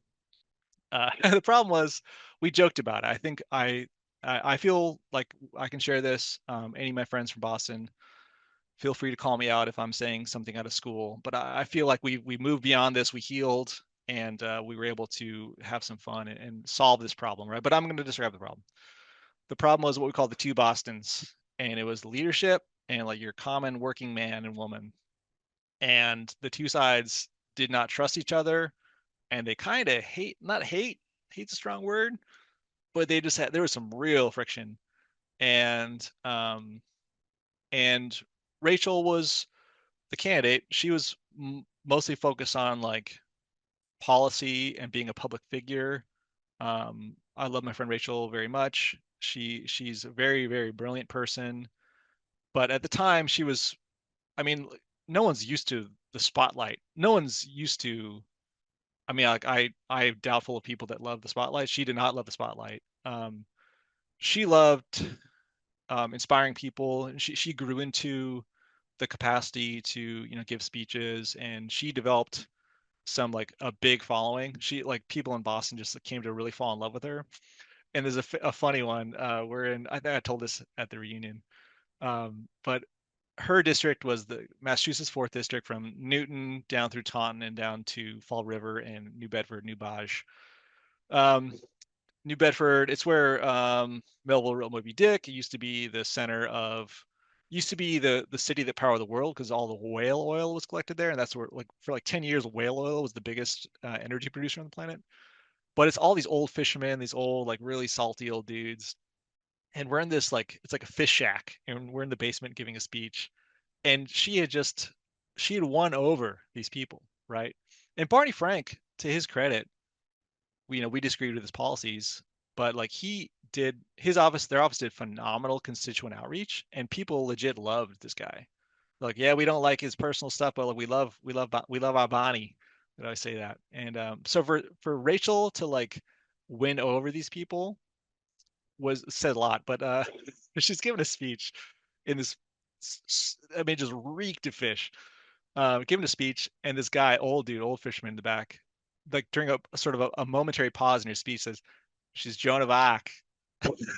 And it was so endearing that she would end up winning everyone over, but at the time she was more focused on that side of things and less focused on the office and the our operations. And so I was brought in to kind of fix that.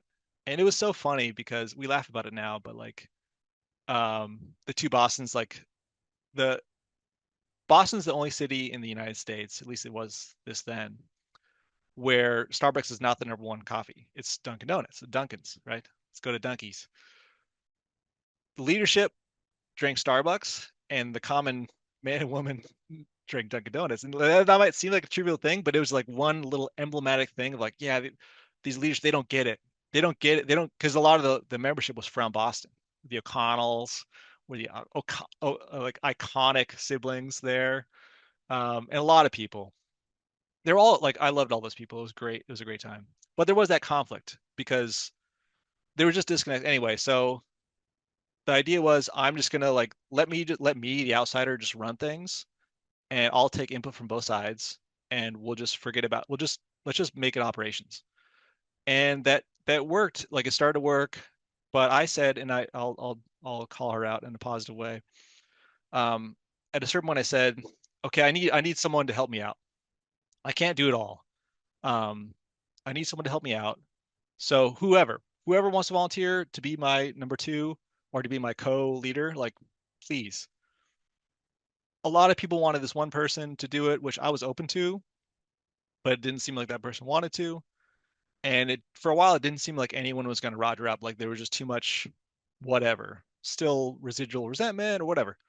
But Carolyn, Carolyn, I knew from before, and she was kind of put in this box of, oh, that's just Danny's girlfriend. And you sort of had situations like that in other offices, like if you had a member and they had this partner who's sort of not that involved, like, oh yeah, that's just them, like whatever, they'll be around, but they're not that serious. And I had known Carolyn like briefly from before, I think. She'd come out with us to do a skit where she portrayed a deadly virus, and Miles was Churchill, and I think I was the Queen or something. I don't know. It was in Boston University. It was fun. We had fun even if it wasn't effective. Anyway, Carolyn, who in my mind at least, I just, oh, you just kind of write her off, whatever. She comes up to me and just this like, you could tell maybe it wasn't the easiest thing for her to do because I'm this outsider and she doesn't maybe know if she can trust me. But I remember it like it's just such a beautiful moment because she goes, I want to help. And I could just see like there was this decision in her eyes that she was just like, she was ready to do it. And she knew it'd be big, a big challenge, but she was ready. And she was ready to trust me that I was going to trust her, like she was going to be vulnerable at that space. And I could see it in her eye, like, all right, let's fucking go. Let's do this. Like, I don't really know who you are yet, but I can see your decision and I can see, you know, that you're trying to take this responsibility. So it was such a beautiful moment. It's one of those things like a lot of these moments, like they're just some of the most beautiful moments in your life, and you're gonna remember it forever, right? To watch her grow as she did, and she was like she could read my mind, I could read hers. She could completely like if I had to be somewhere, I could trust her to do everything, and it would be great, and she was gonna do it like the same way I would do it, basically, which is maybe a little bit narcissistic to say, but whatever it was, we were just like simpatico. Um, to see her go, at least in my mind, to go from someone that's like kind of just written off to go to someone that's like leading the office, and like both sides, it was like both sides could trust her now. Like I didn't need to be there. And so it was great because like both sides really did like, all right, Carolyn is our gal. She is gonna do it. And it was great. It was great. It was a great campaign. We really put our stamp on it. We made it about US history. A lot of my focus was like, yes, our goals were get Barney out, get Rachel in for the policies. Main goal, get Barney out. And it wasn't, again, he was known for personal reasons. Like, I think he was the first openly gay member of Congress. We didn't care about that. Maybe some of our older members did. We didn't care. Who gives a shit, right? We're a different generation. We cared because of the bailouts. He was the guy behind the bailouts, and it was related to the auto shutdown. I forget the details, but it was the Dodd-Frank bill was the bailout, right? And Dodd, he's just the senator from Insuranceville, Connecticut. Like no one cares. He didn't really have much to say. He's just one of those people that is there for influence and for a paycheck, and he wasn't an intellectual giant. Frank, on the other hand, was legit uh, mastermind behind a lot of this financial stuff, and that's where we opposed him. Um, yeah, a lot of people didn't we didn't talk about, but like, well, the U.S. was not talking about enough the fact that our bailouts were bailing out a lot of European banks, which is fucking crazy. Anyway, we opposed that. And even on the personal note, just for what it's worth, after the election, I ran into him and Barney Frank in a cafeteria in the Senate or in the Congress. But he knew who I was. And I was like, "Hey, Congressman." And he's like, "Oh, hey." Like like I knew he knew who I was because we interacted enough. And he just got married. I was like, "Hey, just you might remember me." He's like, "I remember. Just want to say congratulations on the marriage." And he was like, "Well, thank you." It's just like this little moment of like, I don't know, respect, because yeah, if only for like his constituent service, I respected it. Like the dude cared about his people. We just had a big disagreement with him about national policy. So anyway, so we were in the campaign. We made it about history. Taunton was kind of our core of it because that was the core of the district, and it was like a big thoroughfare with a lot of people driving through Taunton. So we had Danny's Jeep with the big TP signs on top, and we had a bullhorn, and so we were just loud and proud. We made a lot about U.S. history. At a certain point, I had a three-corner hat and the Revolutionary War suit, and we'd bring that out. Different people would wear it, making it about again like this the Second American Revolution. We're going to restore. I think Glass-Steagall was a big thing then. I think pretty sure with the bailouts, like separating private and commercial banking, so you don't have the kind of bailout financial crisis like in '08 again. And this is '09 going into '10. So it was awesome. And Rachel debated Barney on TV, and the course was a big part of what we did. We went to a lot of campuses, a lot of constituent work, and it was great. And we someone can check me on this. I remember reading at the time, looking into the data, and again, I could be wrong, but at least at that time, the ratio of like money we spent per vote compared to the money Barney spent per vote was something like this. And I think we got 20% of the primary, which is a lot for, a pretty entrenched person like Barney. I think he'd been the longest. He's considered the most powerful member of the Congress in terms of his political influence, and he was definitely wealthy, powerful enough to withstand the scandal that he went through in the '80s with his then boyfriend, running a prostitution ring out of his congressional apartment in D.C. Right? Again, don't care about that aspect. I mean, I care about the criminal aspect of it. I don't care about the personal aspect of it. And we never did. So, but the goal was anyway. So, to my mind, that was one of the greatest disparities in congressional history in terms of votes. And I could be way off on that. I'm sure there's someone who like just wrote his name down, right? But in terms of people that actively campaigning, and I remember we got 10,000 votes, which was cool because it resonated with this thing Lyndon said earlier, like, give me 10,000 people and we'll take over the country. And we meant that like in a positive way, not like a, coup kind of way. Um, so people like kind of like that little detail. So after that, Barney Frank resigned, like said, this will be my last term in office, which is cool. And he said, I can't run another race like that. Um, so we had, and that was, I will take a certain level of credit. That was a lot of my focus was let's make this about U.S. history. Obviously, Rachel's policies will be in there as reflective of everything we stand for.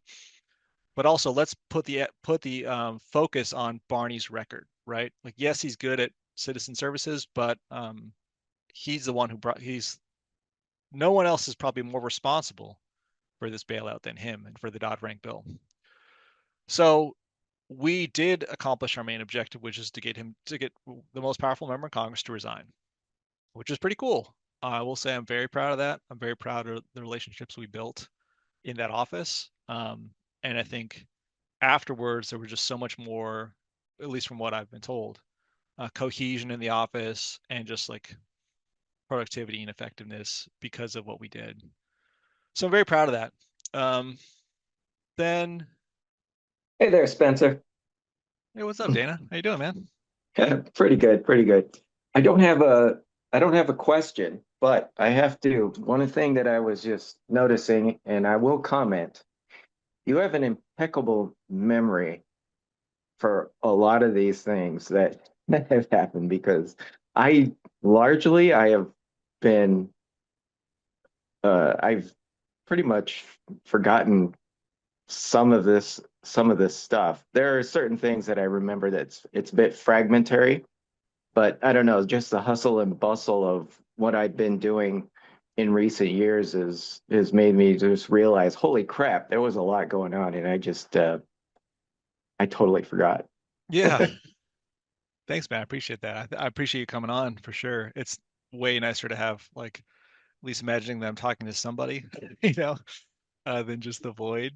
Um, yeah, and even I like I forget a ton, and talking to people, it brings up, like, oh yeah, like even the reunion, people bring up stuff like, oh yeah, I forgot about that. Or even Yeah, the with Ouyang the other day, we both had forgot stuff that the other remember, like, oh yeah, I forgot about that. But that's a cool part of it, you know. It's just some of the just fun memories you forgot about, or some of the less fun memories. But yeah, for sure. Well, I appreciate that. I'm all right. gonna resume in just a second, but yeah, thank you so much for coming on.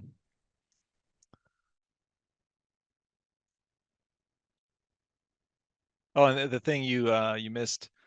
Well, I brought you up briefly, like right before you came on, talking about when you, Jason, and Rachel came to TCC. Do you remember that? I mean, it's such a funny thing. Like, yeah, you guys came to organize with me on my campus, so it's kind of funny.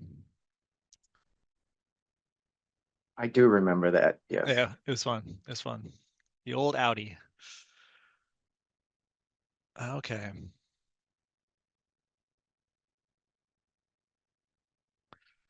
Okay. So coming off a quick little break there, but Rachel campaign ended. It would, like I said, we attained our primary goal, which was to get Barney Frank out. He's retired after that term, so I can't run another campaign. Funnily enough, it, we were the reason that Joseph Kennedy III, excuse me, took over. Um, Now it's yeah, I forget who his dad was. It obviously wasn't Jack or Bobby. Um, but he came in because I mean his last name's Kennedy. He lived in that district. He really had done nothing prior to that, and then I mean I feel bad for the guy because I'm a big fan of the Kennedy family, but from what I've seen, the guy is also just a big nothing burger. Like they brought him out on one of the like the Democratic responses to one of the State of the Unions, which is something that they often do, and he just like I am generally opposed to those things, and I am generally for the Democratic Party policies. And like, all right, great, like cool. Could you like have develop some personality or like get something you want to do? I don't know. Maybe he's been better. Um, anyway, so leave there, and I forget if I went that period. I'm jumping around a lot, and I think the thought was I think I went back to Seattle for a bit. I think that's when it was. And it was a little bit different, like different environment. I think that was a period where me and this other person were both co-running. Like we were given like the youth operations, as opposed to like the tweeners who were doing more like the finances kind of thing, more like more fundraising, more finance, and then we were doing more like combo youth recruitment and finance. And me and this person really butt heads. We really were we like a I don't know, it was a decent relationship, but he just never trusted me and I don't know if I ever trusted him. And maybe a similar process where I'm like, all right, like this is also just isn't really working out. I don't feel like I can stay in this office because it's just still toxic enough. And I could be misremembering things, but again, that idea of being like, okay, leave Percival when I was working on 1932, our flagship film. The idea was, oh, we always want to go back in the field. That's always like the goal, right? We don't want this hoity-toity, highfalutin desk job. Like, give me in the streets, right? I want to freeze my ass off in a Boston winter. That's real organizing. Um, and, some truth to that, but um, similar. Rachel's campaign was definitely like full on field organizing and awesome and very inspiring period of my life. Um, yeah, we did make it just following closing the loop on something. We did make a little spoof video of the two Bostons, which unfortunately has been lost. I had used to have a copy, but it was very, very funny. Um, I wasn't received as funny at the time. Um, yeah, a silly song we wrote, Frank on the piano, the Queen of the Night aria, and Emma singing, and then like Platonic Solids falling in slow motion on the ground and breaking is so stupid, but very, very funny. Um, so then I'm in Seattle, and then I'd been part of the War Room. The War Room was so Leesburg was our boomer headquarters, boomer generation people. We disparage them, but they're also people that have spent, at this point, 60 plus years working for this group. So, give them some credit, right? Like whatever their problems, they also have been people that just devoted their entire life to this movement. And we would just like shit on them all the time. Fucking boomer, shut up. We were never rude like that, but there was that tinge of disrespect. And like, because Lynn was diming them out all the time. It was like a hammer. Just like boomers this, boomers that. And like it was nuanced, right? Like he wasn't wrong, but also he's like really jamming them up. So that was our headquarters. We had something called the War Room, which initially was just this, like 2 week rotations of different youth from around the country to integrate and start to help our intelligence, our political intelligence services that we ran. And it's funny for me having once I left the movement, I joined the Navy and I worked in the actual like intelligence community. So like I know some of the language. So for your objective observer, we did in for our executive intelligence review is our main intelligence product, and we had other products with that. We did a lot of open source intelligence and a lot of human intelligence, which meant that we would have contacts in the real world, and they could be whatever political figures, ambassadors, senators, think tanks, different thinkers. We would be in touch with those people, and they would feed us stuff to be able to then make a product. And one of our problems, one of our advantages was integrity. Like we were not bought off from anybody, and if we had some assessment of whatever international, national, whatever, we would tell you what we thought, right? It was yeah, less political than other intelligence agencies or groups.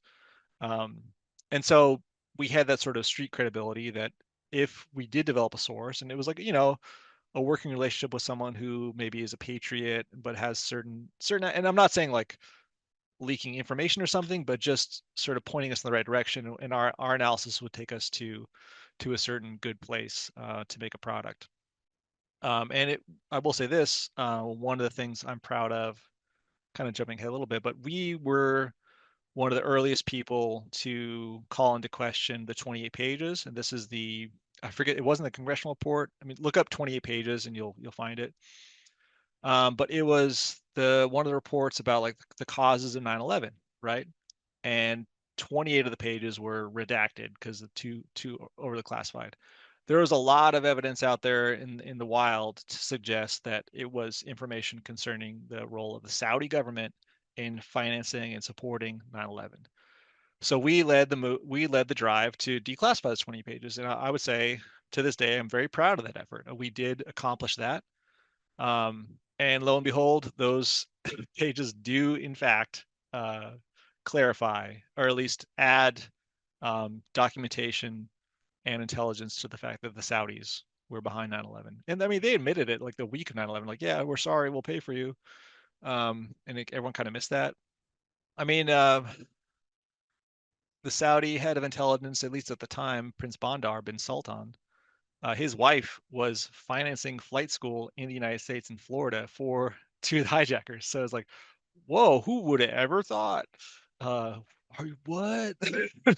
Like it, right? So we did do that, and that was kind of cool. So the War Room was initially the 2 week rotation into Leesburg to work with our intelligence group, the EIR team. And there are some brilliant people. Jeff Steinberg, Tony Papert. Tony Papert, cool little moment in, I think it was after 1932. It was either 1989 part one. I think it was part one, probably part one, not part two, but they're still out there, and I may still do commentary on them. Tony Papert was famous in SDS days for leading the Columbia protest in '68, and like again, he's one of those people that you can read about him and you'd see him in different books and recounting the area. The other guy, Mark Craig, was the other dude, the fucking weatherman. So that was like the split, right? Um, I dug up old footage from the Columbia protest, and it had Tony in it. And I was the first, like he says, we were interviewing him for the film, classic documentary style. And I showed him the footage, and he's like, "Oh, it is. Oh, wow, neat. I can't do his voice anymore. Interesting. Yes. Tremendous. There it is. Tremendous. Great. Tony, dude, shout out to Tony. Good dude. Hope you're well. Um, Friend of the show. No, I'm kidding. But anyway, that was cool to show him that footage. Anyway, so the intelligence team was a very diverse group of people, and it was like 2 weeks, and I was one of the first people, like one of, I don't know, like rotation two or three or something. And I remember thinking like, 2 weeks is not enough time for this to be like, you really want to learn. Because when I was there with one of the Megans, and I remember like we would go up and they're having their conference room discussion, their intel team, and we were standing outside. We didn't feel comfortable enough to come into the room. That's how like just, room for growth there was. And the thought was we were supposed to coordinate the youth activities. And so we were calling different offices and getting reports and like getting like an intel summary really is what it is of our operations and like putting out direct. So it was like the first sort of like youth headquarters kind of operation they wanted, and that was the war room. Um, so my initiative was like, hey, like we need longer than 2 weeks. 2 weeks is not enough time. So they did extend it. The team that relieved me was like, I think we were there for like 3 or 4 weeks, maybe. And the team, it kept getting longer because you need more time to get into that role. So I did help catalyze that. I don't know if I was the only person, but I definitely was like, this is not a good idea. You need more than 2 weeks. And it was funny because my product, I did a book review. Um, it was just I was trying to get more like, I don't know, my instinct developed more into like culturally intervening or like intellectually intervening, and and we did that, but I don't know if the youth were doing that so much. And not to say, I mean, like people did. It was in terms of my development. So I wrote a review of a great book called "It Can't Happen Here" by Sinclair Lewis. It's a great book to this day, and the article was titled "Irony Can Stop World War III," which is obviously like a silly, ironic title. But it was funny because I think he was my relief was Delante. Shout out Delante. Um, it was fun. I think he was my relief. I don't think he was on the team with me because I think Adam was on the team with me. I forget who else was. Um, it was such a funny early time, right? Even though it was like, I don't know, 2009 or something. Or I'm forgetting the years, but so I wrote this article and like it's funny because Delante, we were in the same room. Delante was in the room and he's just like flipping through the latest EIR and like he sees the article and like he didn't know I wrote it. He sees it and he looks at me, he goes, "This you?" It's kind of funny. So uh the war room became, as time went on, and took a couple of years, but like it went from like 2 weeks to like a month, 2 months, 6 months, whatever. It morphed into like a standalone office. And eventually we were like, had some spaces. I think I was there just once, but then they set up their own operations in Percival, the nearby town, right? The town next to the city of Leesburg in Northern Virginia, Loudoun County. And Loudoun County has a whole history of Lynn going back to the 80s and the FBI raid against us. Wild stuff. Not for me to tell. That's for older people to come on and tell who were there. Because I think our audience probably be interested. Anyway, so at a certain point, Because I think when we were doing 1932, we were just out of someone's office.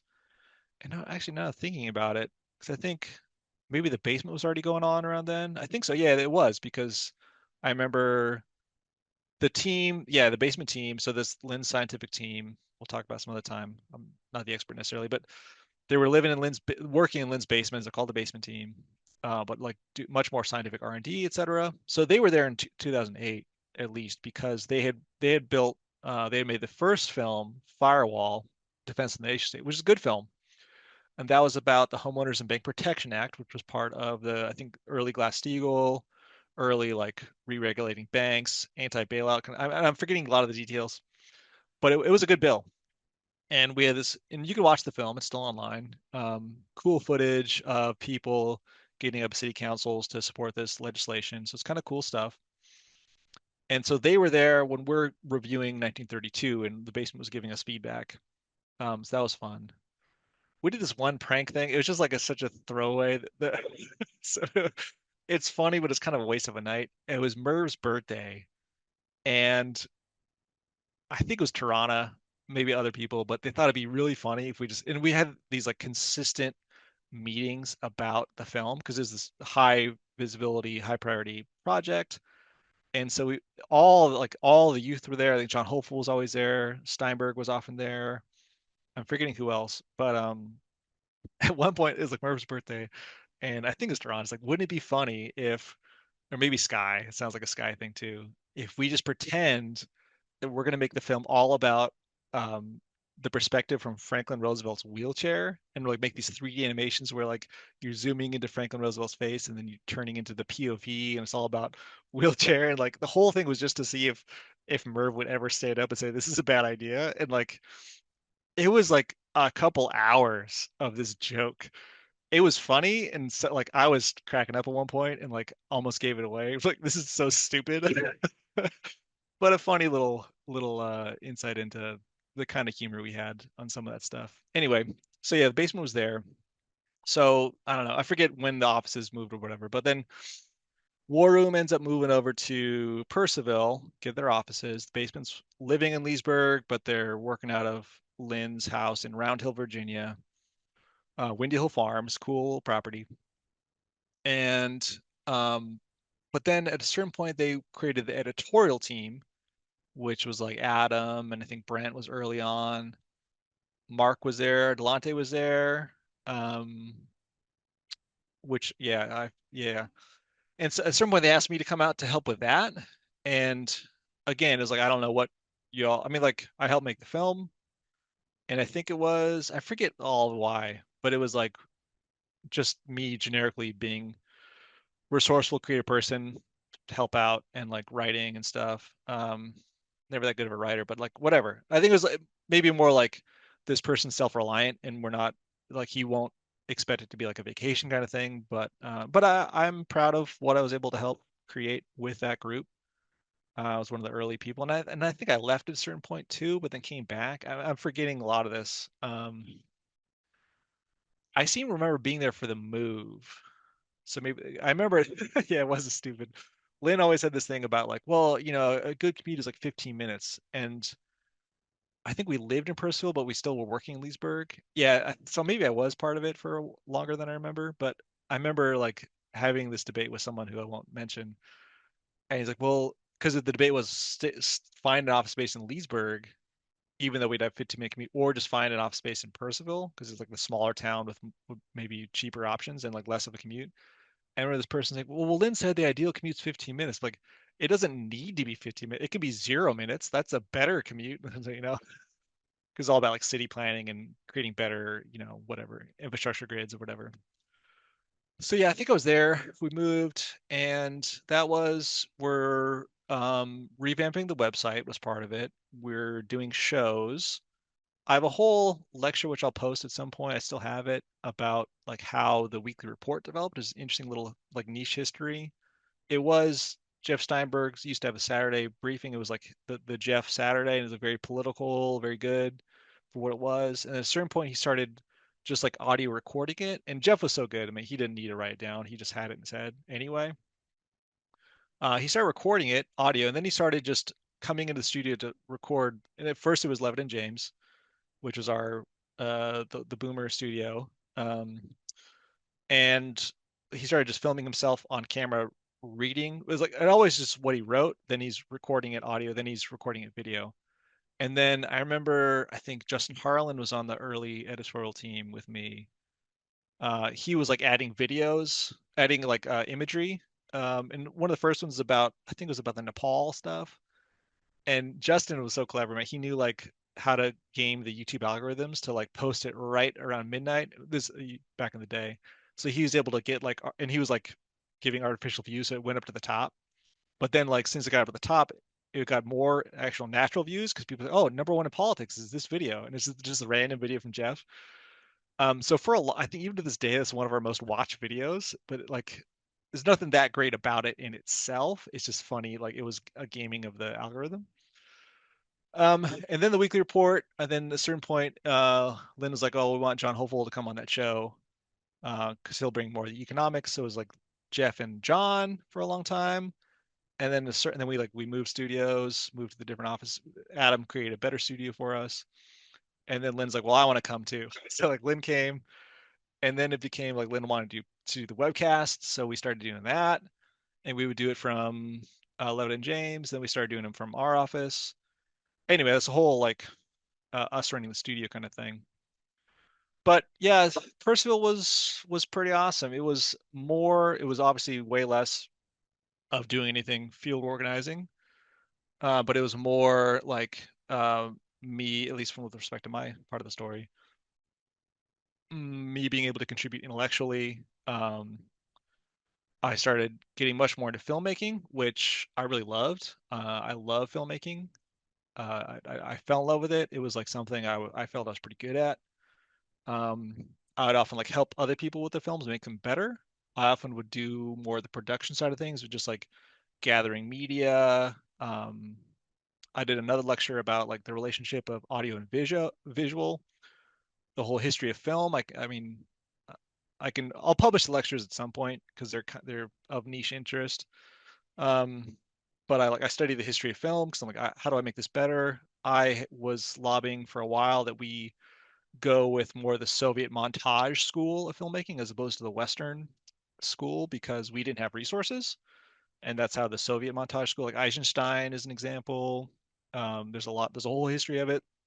It influenced a lot of the Japanese films, like Kurosawa, which are some of the, it's just, they're very different. It's a different path than what we know of as Western films. And you don't see them as often. Maybe Edgar Wright films, there's like an example of it, was more like using the language of film itself, or Christopher Nolan probably fits in that category. Don't get me started on film, but that's when I really developed my love for it, and I got to make a lot of great documentaries, a lot of really fun ones. Let's see, I worked in such a way to get into a position where I basically had a final cut kind of capacity, which means I could just like when I made Who We Fight, which shout out to Joanne McAndrews. I forgot to mention it when we talked earlier, but that was a film I mostly did by myself, and it was part of this kind of a funny joke because Lynn did some initiative about like we need to do a better job of covering like the context of JFK's assassination and the cultural decline. And I had an idea for what to do about it, and I remember like I just pitched it to at the time Percival and the Basement, and it was nice. I remember Sky saying like, "Yeah, Spen's got it. Spen's got the idea. Like, go ahead with it," which was really flattering because Sky was so smart and was such a leader for so long of our group, like just at the top, right? And really respectful dude, loving guy, and really, but like you're just kind of in awe, like how smart the guy is. He's just crazy smart. I mean, that's side note, so cool for me. Like I always thought, I don't know, when I was a kid, they told me I was a genius in school, whatever, like based on their testing, and they wanted to skip me. And so like I always had a certain image that okay, like at least people think I'm smart. But like to be in an organization where I'm around people that I'm just constantly in awe of how smart they are, that's a great group, right? That's a great group. Jason, Sky, so many people. Both the Megans. I mean, Peter. The list could go on and on and on for days. Leona, Merv, just brilliant people. Natalie, um, it was so nice. It was so nice to be there, and like you feel like people are trying to bring you up, right? It's like it's kind of what David was talking about in his episode, and also Mark.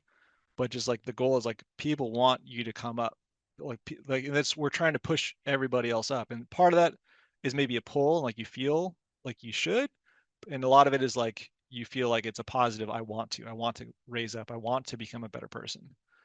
I want to take these intellectual things seriously, right? Because I don't want to be a fraud, but I not even the negative, but like I want to be someone.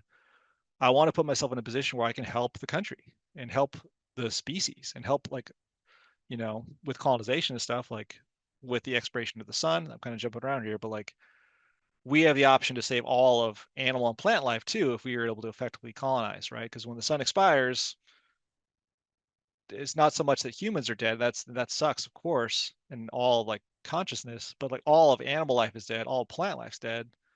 But we have the opportunity to like save that, to make a new Earth, not like the no offense, like the Mormon thing, but or not like we're building a spaceship. We need your funds to build the leader spaceship, like in the Simpsons cult episode. But more, we have the opportunity to save all of life as we know it. So yeah, a little bit of tangent there, but making films was really lovely. Um, and that's a lot of what I did, a lot of what my passion was. But going back to the Who We Fight was this that was the thing where Sky was like, yeah, do it, good to go. And it wasn't that he gave me approval; it was more he was just giving his encouragement. I was already going to do it. And at the time, my thing was like, all right, like everyone's busy, but I know how to tackle this problem, and let me just do it. Just let me do it. And I had daily responsibilities, but I also was just given the freedom to go sit by myself, work on this film. I did it almost entirely myself. Joanne did help with some of the script review and like setting up the camera. And I'm not saying that like Bright, oh, it's so great. It was more just I loved it. Like I loved just making a what I think is beautiful composition. I still think it holds up to some degree. There's some cringy topical things in there I don't love. But I like the historical parts. I did the research for that. I stand behind it. I'm proud of that film. My friend Oscar and I did a film called Incheon Landing, which was very, very lovely. Um, I was already kind of into Kurosawa, and she was the one who tipped me to Ikiru, which Ikiru, highly recommend. Um, Great film, and she and I had just a love for each other as thinkers, as co-creators, and she and I made that film, and I think it's maybe the most of the Montage School that we produced as films. Um, she wrote it, beautiful script. She narrated it. There were criticisms. She's not a native English speaker, but we legit tried several other people to read it to do the narration, and it just did not work. And it reminded me of that Beethoven quote about everyone makes mistakes, but to play without passion is unforgivable. And these other people and we tried female voices, and it just didn't have the passion she had for the topic that she wrote. So I made the call like, no, it's fucking staying. I don't care if you have trouble understanding it. It's better that it is what it is. Um, and we had some scenes, and really like a little bit spoiling the ending here, but the whole thing is about MacArthur, his contribution to the country, how shitty of a of a president Truman was, and like what a bad call and what a tragedy it was for the overall conflict that that person was in power. And that kind of followed on with earlier 1932 and Who We Fight, with the idea of like what Franklin Roosevelt represented, what Henry Wallace could have represented, and then what we got with this just a-hole clown Truman. Um, and I will say, while we're speaking of Who We Fight, at the time I thought Oliver Stone did the series, Untold History of the United States, and we were like in touch with the Stones, like the Stones. We the whole thing about Mr. X, Donald Sutherland's character in JFK, right? Because Oliver Stone did JFK. I guess we got and Colonel Fletcher Prouty was Mr. X. we got Oliver Stone in touch with the actual Mr. X, Colonel Fletcher Prouty, who like he gives Kevin Costner's character the sort of the background on what he's facing, right? This famous scene of the bench in DC. And like, whatever. We were in touch with them, but they had a scene in Untold History, and you can watch it, you compare the two, tell me what you think. But um I initially thought they were ripping me off, but I think other people think it was more like an homage, which who knows? Maybe they saw my stuff, maybe they didn't. It's a little bit presumptuous to assume they did, but I had a scene in Who We Fight, and it's a play on so Frank Capra, I also love, great director. He did this mini series in World War II called Why We Fight, which is about like trying to motivate the American soldier and sailor service member and the United States about like here's what the stakes are for World War II. It's a great series. It's still very good to this day. And I was kind of riffing on that, saying like, well, a lot of people at this point maybe don't even know who we're fighting, like who our adversary is. And the point was a lot of like the through lines in that period of history from let's say 33, really 41 through 68, which in my mind is a critical period of history. Um, my point is maybe some people don't realize that like the British infiltration, British activities against the United States, that in an argument, right? The argument I was making was that at that point they were more against us than not. And I have documentation. So one scene of it is looking at the potential for the Henry Wallace to be the president. He was kicked out. Truman was put in. It was kind of a fraud thing at the convention. Um, Wallace would have been way different. World history, probably one of the most consequential decisions in the last century was Wallace being removed from the ticket and Truman coming in. Um, like argue with me or not, but consequential at least. So he gets kicked out. He's still in the administration, but then he leaves because Truman's an a-hole, as mentioned. And then he's running in 48 against Truman, and he's running on, I forget, the Progressive Party or something specific, a different, like a third party kind of thing. And on his campaign are Paul Robeson and Einstein. And I have this quote. I'm talking about Einstein is making this quote about, and I'm paraphrasing, but like how the US was becoming like Germany was when he left, like is becoming more fascist. There was a right-wing turn at that time. And the music I have playing is the second movement of Beethoven's Seventh Symphony, the Allegretto. Dun, dun, dun, dun, bum, ba-da-la, ba-da-la-da-da. Right, classic. And so in Untold History, they do basically the same scene. It's I think done a little bit better, if I'm being fair. They have better footage and they probably have better recording and better narrator, right? So trifecta of better. But at first, like little punkish me, he's like, oh, they're ripping me off. But my friend's like, well, they could be just giving you an homage. Or third option, maybe most likely, they're unaware and it's just a big coincidence. But I think same sort of thing. They're talking about Einstein being like he was on the committee for Wallace's presidential run. Um, him making that quote about the shift, what he saw, the fascism parallel, and that same piece of music. So you tell me, right? You tell me. I've been ripped off before. Um, anyway, so um, Incheon Landing, great film. I loved it. I think it holds up. Very like a little more poetical, a little bit more artsy in ways, even though it's a very heavy subject. Um, I could do a whole class about choosing music, scoring a film, which is a fun concept. I chose Tchaikovsky. Was it a symphony? I think it was one of the symphonies, but it was the symphony number five, maybe. I'll have to look it up. But it was the whole thing was basically an elegy. The whole thing was a like a funeral march, which I didn't realize at the time, but the music was affecting me in such a way. And a lot like Sidney Lumet talks about it in his book on filmmaking, and Kurosawa talks about scoring in his memoirs.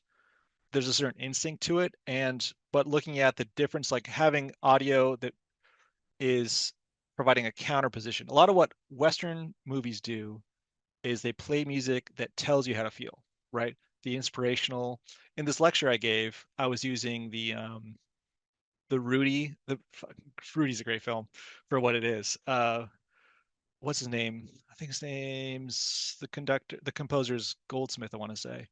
But when Rudy's, it's called Tryouts, and it's Notre Dame, and it's early morning, and the grizzled coach is like, we have this many positions, and like some of you are walk-ons, some of you we're gonna let on practice squad just so we can beat you up every week, and it's like gritty, but it's like slow motion workouts, right? And the music is it's like really like inspirational, like, and the music is telling you, like, you could have me making coffee and you're gonna be inspired, like, what with that soundtrack, right? And that's a lot of what Western movies do. And it has its role. Um, I think it has its limitations with being hyper literal. It's like telling you what to feel. I think what's more interesting, it can be more interesting, is when you have music that's doing something opposite. Kurosawa, in one of his films, I forget which one, early film, he has a character that just, he's basically lost everything, and he's walking through this downtown area, and there's something called the Chicken Song, and it's just like this stupid, silly, like almost kid song. It's like ultra poppy, and it's the complete opposite of how he's feeling. But it, to me, and he talks about this, I think it places you more in that character's mindset and just makes you feel even more worthless. And it's, so it's like it's the opposite. It's not the same. It's not like you could do like some sad song or something, right? Some morose something or other, like a saccharine something, to like try and force it to you, which that's one choice, and it probably could get you to feel that way. But this other way gets you there in a more interesting way, if that makes sense. So one of the great things about Incheon Landing, I don't know, this might be like a whole, I'm kind of going on a little path over here, but that's part of things I've thought about during that time and things I was trying to do and to get the organization to recognize. And it, like that lecture I mentioned, like that was for internal organization audience, was how do we get beyond literalism in art? That's what the lecture was on. So in Incheon Landing, it's about the relationship of MacArthur winning the Korean War, and then the failures of the Truman administration for finalizing, and the UN and everything. And it was a weird war, like they weren't even part of the UN. Um, I might be forgetting that with the what's the other group, but point is, so MacArthur comes back. He's been fired in a stupid way for MacArthur, and he comes back in the United States, and he hasn't been there, I think, since prior to World War One. Like he'd been gone, and he'd served his country forever. Um, right, and all the stuff in the Philippines, World War II. I mean, he was iconic already in World War II before becoming the general of the armies, and like the armies, not just U.S. Army, but like the United Armies, right, for the Korean War. Um, and he comes back, and this beautiful footage of this ticker tape parade in New York City, and he's like, like New York was his home, and I think it has him going through DC first, but then New York, and it's the largest parade ever given, and I think that it might even still be true today. I don't, correct me on that, but it's this rebuke of Truman and everything he represented. But the population, the population knew, and they wanted to show his support, but also was like there's nothing they could do, that they're powerless. So there's this tragic element to it, right? And so I had the Tchaikovsky piece, which again I didn't realize at the time was like a more like a funeral march, an elegy, or like a remembrance, right? Something you would hear at a funeral. So it's the imagery is all like him coming back to fanfare and the people saying that we love you and we love you, and implicitly like Truman's a piece of shit, but also this music of like this is the end of that potential. So there's a tragic element to it. My friend Nina, at the time, she was an old veteran of the Civil War, the Civil Rights Movement. Um, and she was an old, like a long time, beautiful human being. she and I first met in the South Dakota campaign with Michael and Rachel, and she taught us songs they would sing in the civil rights movement and told us a lot about civil rights.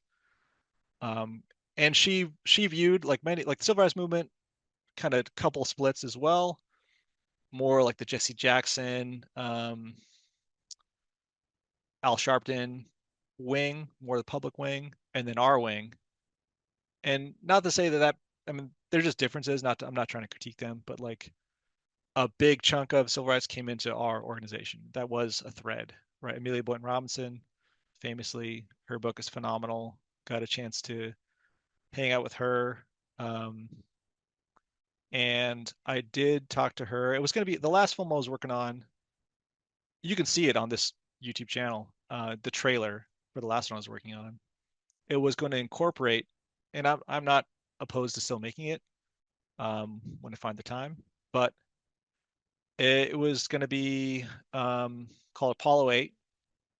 It was going to be about the string of assassinations, JFK, Malcolm X, Dr. King, Bobby, um, kind of who was behind that, what did they represent as a whole, right? Because you could take any individual of those and like whatever. There's the CIA, there's the mafia, there's Nation of Islam, right? These individuals, and I think you missed the point when you look at who would benefit from the string of killing those great leaders, right? And also the relation to the cultural collapse and relation to the potential of the space movement with Apollo 8 and the reading of Genesis 1 when the first time we beat the Soviets was Apollo 8, the Saturn 5. Um, but I'd asked Amelia, I could be her chauffeur for about a week when she went on a tour. She went on a tour a lot of places, but including Seattle. And so I got a lot of chance to talk with her, and it was awesome because I really was curious about when she met Malcolm X, because she talked a lot about when she met Dr. King, of course. She brought Dr. King into Selma, grandmother of the civil rights movement, right? Um, but Malcolm X had just come back from Mecca, and he realized that the way the form of Islam that had been shown to him through the Nation of Islam was incorrect, and he'd been given like a fraud, subset of what Islam was. He saw Islam in more of its unity and diversity, right? The different groups of people were all like living harmoniously. There wasn't any necessary need for discord. And he had come to apologize to Dr. King. King was in jail, so he came to Amelia's house. And so Amelia was one of the first people to talk to him after he had made this huge um, realization about his life. And she said, "Yeah, he was a changed man. He was just you could tell that he had reflected on the kind of harms his views had caused people, and he was looking for some sort of healing." And that even strikes me a little bit differently now in relation to the things I said at the beginning of this broadcast, right? Atoning for some of the things that maybe we had done incorrectly. So King and X were going to team up. Like they were starting to. There's a couple famous photos of them in Congress. They ran into each other. Um, King was warning about the dangers of nuclear war, and he wanted to do this poor person's march to say it's not just about like civil rights is already in process. And LBJ did sign it, um, especially after JFK's death and such. And King wanted to move towards like black people and white people, just like poverty is more the issue, and we need to work on like how do we raise everybody up economically. Jumping backwards, Amelia was famously, brutalized and beaten in national media, like the photos, the next day the videos of her, the Selma to Montgomery March, right? And the sheriffs knew about her. They were waiting for an excuse to really, probably kill her. To be honest, I think they put like a smoke grenade, try to force it down her throat, which is just crazy. She was an elderly woman back then, right? But just an agitator, right? So, and I'm giving a nutshell to this, but just kind of highlights So I say this because Amelia was known. She was on the national media for this thing, and then about I want to say within a month later, Malcolm X is giving his last speech, and he's describing that media of Amelia. Um, and the way he describes it is something to the effect of, listen to his speech is better than what I will give, of course. But he says, "You all saw that woman. You all saw that woman beaten down, bloody. They, I think they thought she was dead for a while. She wasn't, thank God. Um, but X said, or El Haj Malik Al Shabazz, um, you saw that woman. You wish you didn't see that woman, but you did. You see what's happening. We need to move towards like a greater understanding." He's trying to move away from Nation of Islam. He's trying to move towards something more peaceful. And that's the moment he really would have been powerful. And of course, that's the moment he's killed. I don't think he knew that that the person he was talking about he had just met. I don't think he knew that. And I pointed that out to Amelia. I think she wasn't aware of that either. She wasn't aware that she was referencing his final speech. So that was a pretty cool little moment too, just to kind of make those connections. Um, that would have been or will be the next film I was going to do. And anyway, so yeah, Nina had said that's the greatest film that we'd ever made. I think Incheon Landing, and it was the most like filmic film we'd ever made. It had its issues, but I think we were like there was an earlier film crew like in the 90s. I met a lot of them and they're good people, different technology and different kinds of they had a lot of to their credit a lot of good technical acumen. They were very good technicians for that generation of film. Um, but I feel very proud that I think we were taking our film productions, our compositions to a much higher level. But at the same time, that's when the organization was collapsing for a lot of reasons. Um, Forgetting the years, but yeah, financing, Lynn's health was already collapsing. There wasn't a real plan for what to do when and if he eventually passed, or at least was out of commission, which was for a lot of the last years when I was in. Um, I mean, I was used to again, like I worked my way. I started from the bottom. Now I now we're here. Started from the bottom. Now we're here. No, I worked my way up into some level of leadership, um, and I was seeing Lynn all the time. We had dinner at his house a couple times a week. Something called the NEC meetings, which is the National Executive Council, and it was like a lot of the Boomer leadership and the youth, like almost all the youth that were in Leesburg or Percival at the time, which included editorial and the War Room is kind of like two different sub parts of the same thing, and then the basement team. And then we had our candidate slate. We ran other candidates after Rachel, I think six of them. Dave, Michael, Diane, Bill, Keisha, five, and Rachel, so six. Um, anyway, it collapsed for a lot of reasons. Um, I think a lot of it was just like inability to adapt and to change. There were attempts. We were still fundraising via phone calls, and for like maybe a 5 year period, people stopped just picking up their phone calls. We made enough bad decisions with some of our marketing and campaigns that we lost credibility in certain circles. That's debatable. Healthcare was an issue. I was trying to fight it for a while, making our we were always broke, and we could afford the healthcare, which is cheap until you get sick, and then it's incredibly expensive. That was the healthcare we could afford, and more are, especially our boomers, who are like they're getting up there, and like they've man, to their credit, they've served decades in this thing. Now they're getting like critical illnesses, and it's like a GoFundMe after another GoFundMe of like, hey, can we help this person survive a couple more months? It was rough stuff. And Lynn's health, deterioration, his removal, his absence showed a lot of the problems, I think, of the backups are not great. Like, you might have a guy who was an all-star QB for a long time, but the backup is like me, out there trying my best. The old college try. So Helga coming over was a very conflicted, very tense period. Um, you could tell my impression, she was trying to take over the organization.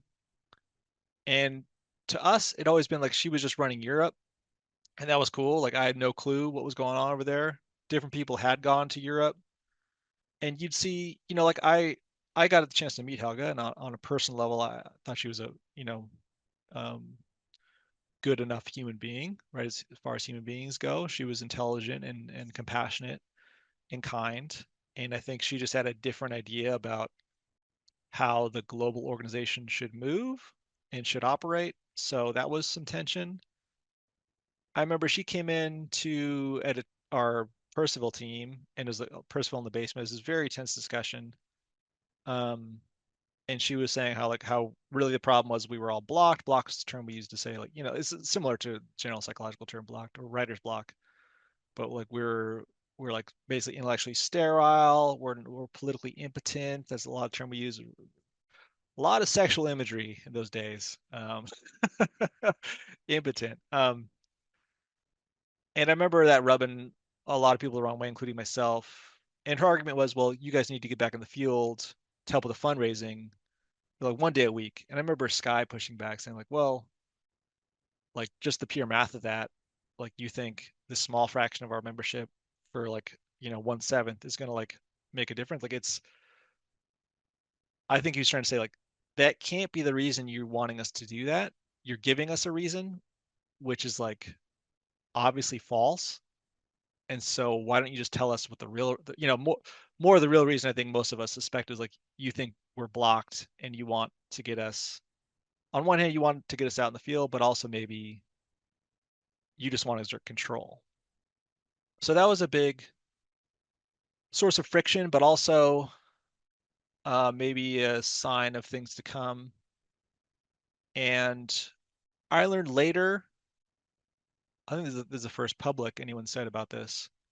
I was unaware at the time, but learned later, and this has been confirmed by many people that there was a lot of surveillance of Percival members by Lynn's deputies at that time. There was just like an increased control, and it's funny given that at the time they were big supporters of Edward Snowden, and like there's a lot of like anti-surveillance stuff against the Obama administration. Um, there's that movie, great film, The Lives of Others, German film about the Stasi. A lot of our European members would talk about the Stasi, and like American members talk a lot about FBI surveillance, and then come to find out there's a deep distrust of Percival members. So like, and the technical way it worked was, like I said, like at a certain point around the time were like receiving paychecks, there's just like legal requirements of being part of a pack. Um, so we did have a little bit of money, but most of it was like our rent's paid for, and then paychecks are like for your food, and then the organization would pay for internet, home internet, because we were running a website. It only made sense, right? That gave them the technical potential to monitor every website we visit, and most everybody had a phone plan paid for the paid for by the organization as well. So they would ask questions. Oh, this person's been making phone calls to this number for this length of time. Like no shit, no shit, stuff like that. And like I said, I was not aware at the time. I'm aware now. And I mean, shit. The people that did it are welcome to come on and defend themselves, but that's some fucked up stuff. So, and I bring that up as an example of something emblematic of the collapse at that time. There was the famous document released around that time, I think 2013, where a lot of our leading organization, like the leading members of the youth movement, a lot of them left. Um,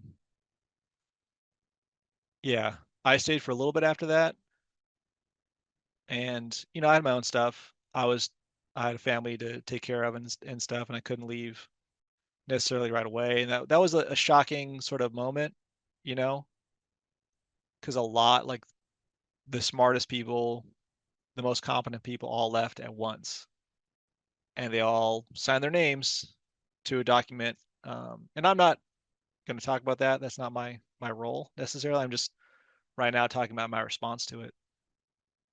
So yeah, that was that was the end for a lot of people, really. Um, Chance in the first episode talked about the mustache. That it was, I think, a key inflection point for a lot of people. Um, I gotten I don't know if I talked about this. I was hospitalized. I got in a fair amount of fistfights. I never initiated them, but I was the recipient of them. Uh, yeah, every time it was leftists who lost the argument and they wanted to revert or resort to fisticuffs to just become violent. My experience, because early on we were opposed to the more conservative side, and later opposed to, depending on who was in office, right? I'd say we were pretty equal opportunity in terms of who we criticized and why. I mean, we criticized them for the same reasons, but I'd say it was about equal for all told. I joined, as I mentioned, and I want to give this larger discussion. I joined um, primarily, at least early, as opposition to neoconservatism and wanting to restore some sense of good policy in our country. But the only violence I faced was from the left. And my friends, I went to the hospital, 11 stitches in my head. Friends were hit with lead pipes from the left. People run over, like attempts to run them over with cars from the left. The left, my experience, they are the violent ones. Again, my experience. I was in it for a long time. So there's probably more I could say. That's a lot of what I wanted to get through. I'm probably forgetting. I mean, I'm giving you a big chunk. There's a lot. There's a lot more. Um, Maybe I'll think of some things to add and do a second episode or something. But that's a lot of what it was. Um, a lot of sacrifice, a lot of joy, a lot of accomplishment. Um, I will say this, I don't think I've been talked about. So I joined the Navy after I left. It was a way that I could support my family, also get a degree paid for, and just get good benefits. Um, we knew we were going to have to survive on like one person's income, and the Navy was great for me. It really was great. As I was in technical school for the Navy after boot camp, there with this little, we were on break from class, and there's TV, and it was um, Congress overriding this veto. Obama vetoed this bill, and Congress was overriding, which doesn't happen that often. It's a little bit rare. And I was telling my classmates, "Oh, hey, that's I worked on that piece of legislation. That's kind of cool." And it was called JASTA, Justice Against Sponsors of Terrorism Act. And what it allowed for was if someone had a spouse in the Twin Towers or the Pentagon, they could sue Saudi Arabia, which they had previously been barred from doing because of diplomatic immunity or something. So I helped work on that. I think that's a great thing that we did. So kind of cool, fun little bragging rights moment with my classmates. I don't think they care too much. I was always kind of like, I will say this: it's funny leaving the movement because, and I've heard this from other members too, ex-members, alumni, Lim alumni. It's the image I'm going with. When people ask you, oh, you worked in what did you do? What did you do in your life? Where are you coming from? Whatever. Like, oh, I worked in politics, or I worked for a cultural organization. Like, oh, well, that's okay. That's interesting. I haven't heard about that. Like, tell me about that. It's like, well, how much time you got, right? This is episode 15. two have been really small, but most of them have been like 2 hours at least, or hour 30, 2 hours, and like we're just scratching the surface, right? I hope this gives people a little bit more intro, a little bit more in depth into how one person thinks about it. Maybe it'll encourage others to go a little more long form or ask me questions. I can respond, of course. I always post my email. Um, but yeah, it's been a ride, and it's I'm glad I'm doing this. Every interaction I have with people is very encouraging. Another image I had is I was thinking about Kurosawa's films. Ronin, right? Samurai that had followed a certain code and lived a certain way, they now lose their master. He died or whatever. And now you have this training, you have this background, you have this cultural experience, and now you don't have that explicit cause that you were used to. So what do you do? And so to me, that's a fun image. I think could be a potentially useful image for people to think about what happened to everybody. Where did everyone go? What did you do? What did you do with all this background you had? Some people are still very aligned with the goal. Some people are just really smart and they became doctors, or they're working in academia or science. And some people are just doing whatever. Some people just living their life, enjoying their life beyond the movement. Some people still have a lot of stuff to process and a lot of baggage and a lot of just resentment and like pain from what they went through. And maybe they have no one to talk about. So if nothing else, I'm really proud and happy with, like, it's kind of similar to what I did in Boston, right? Like, let me just be the lightning rod. Sure. Like, I'll just go out front and you all can join me if you want. If not, cool. I'll tell the story. And but so far it's been very encouraging because everyone's like, yeah, let's do this. So that's what I'll end with. I think this feels like a natural place to end it. If you made it this far, thank you for the patience. Like I said, you can send in questions if you want.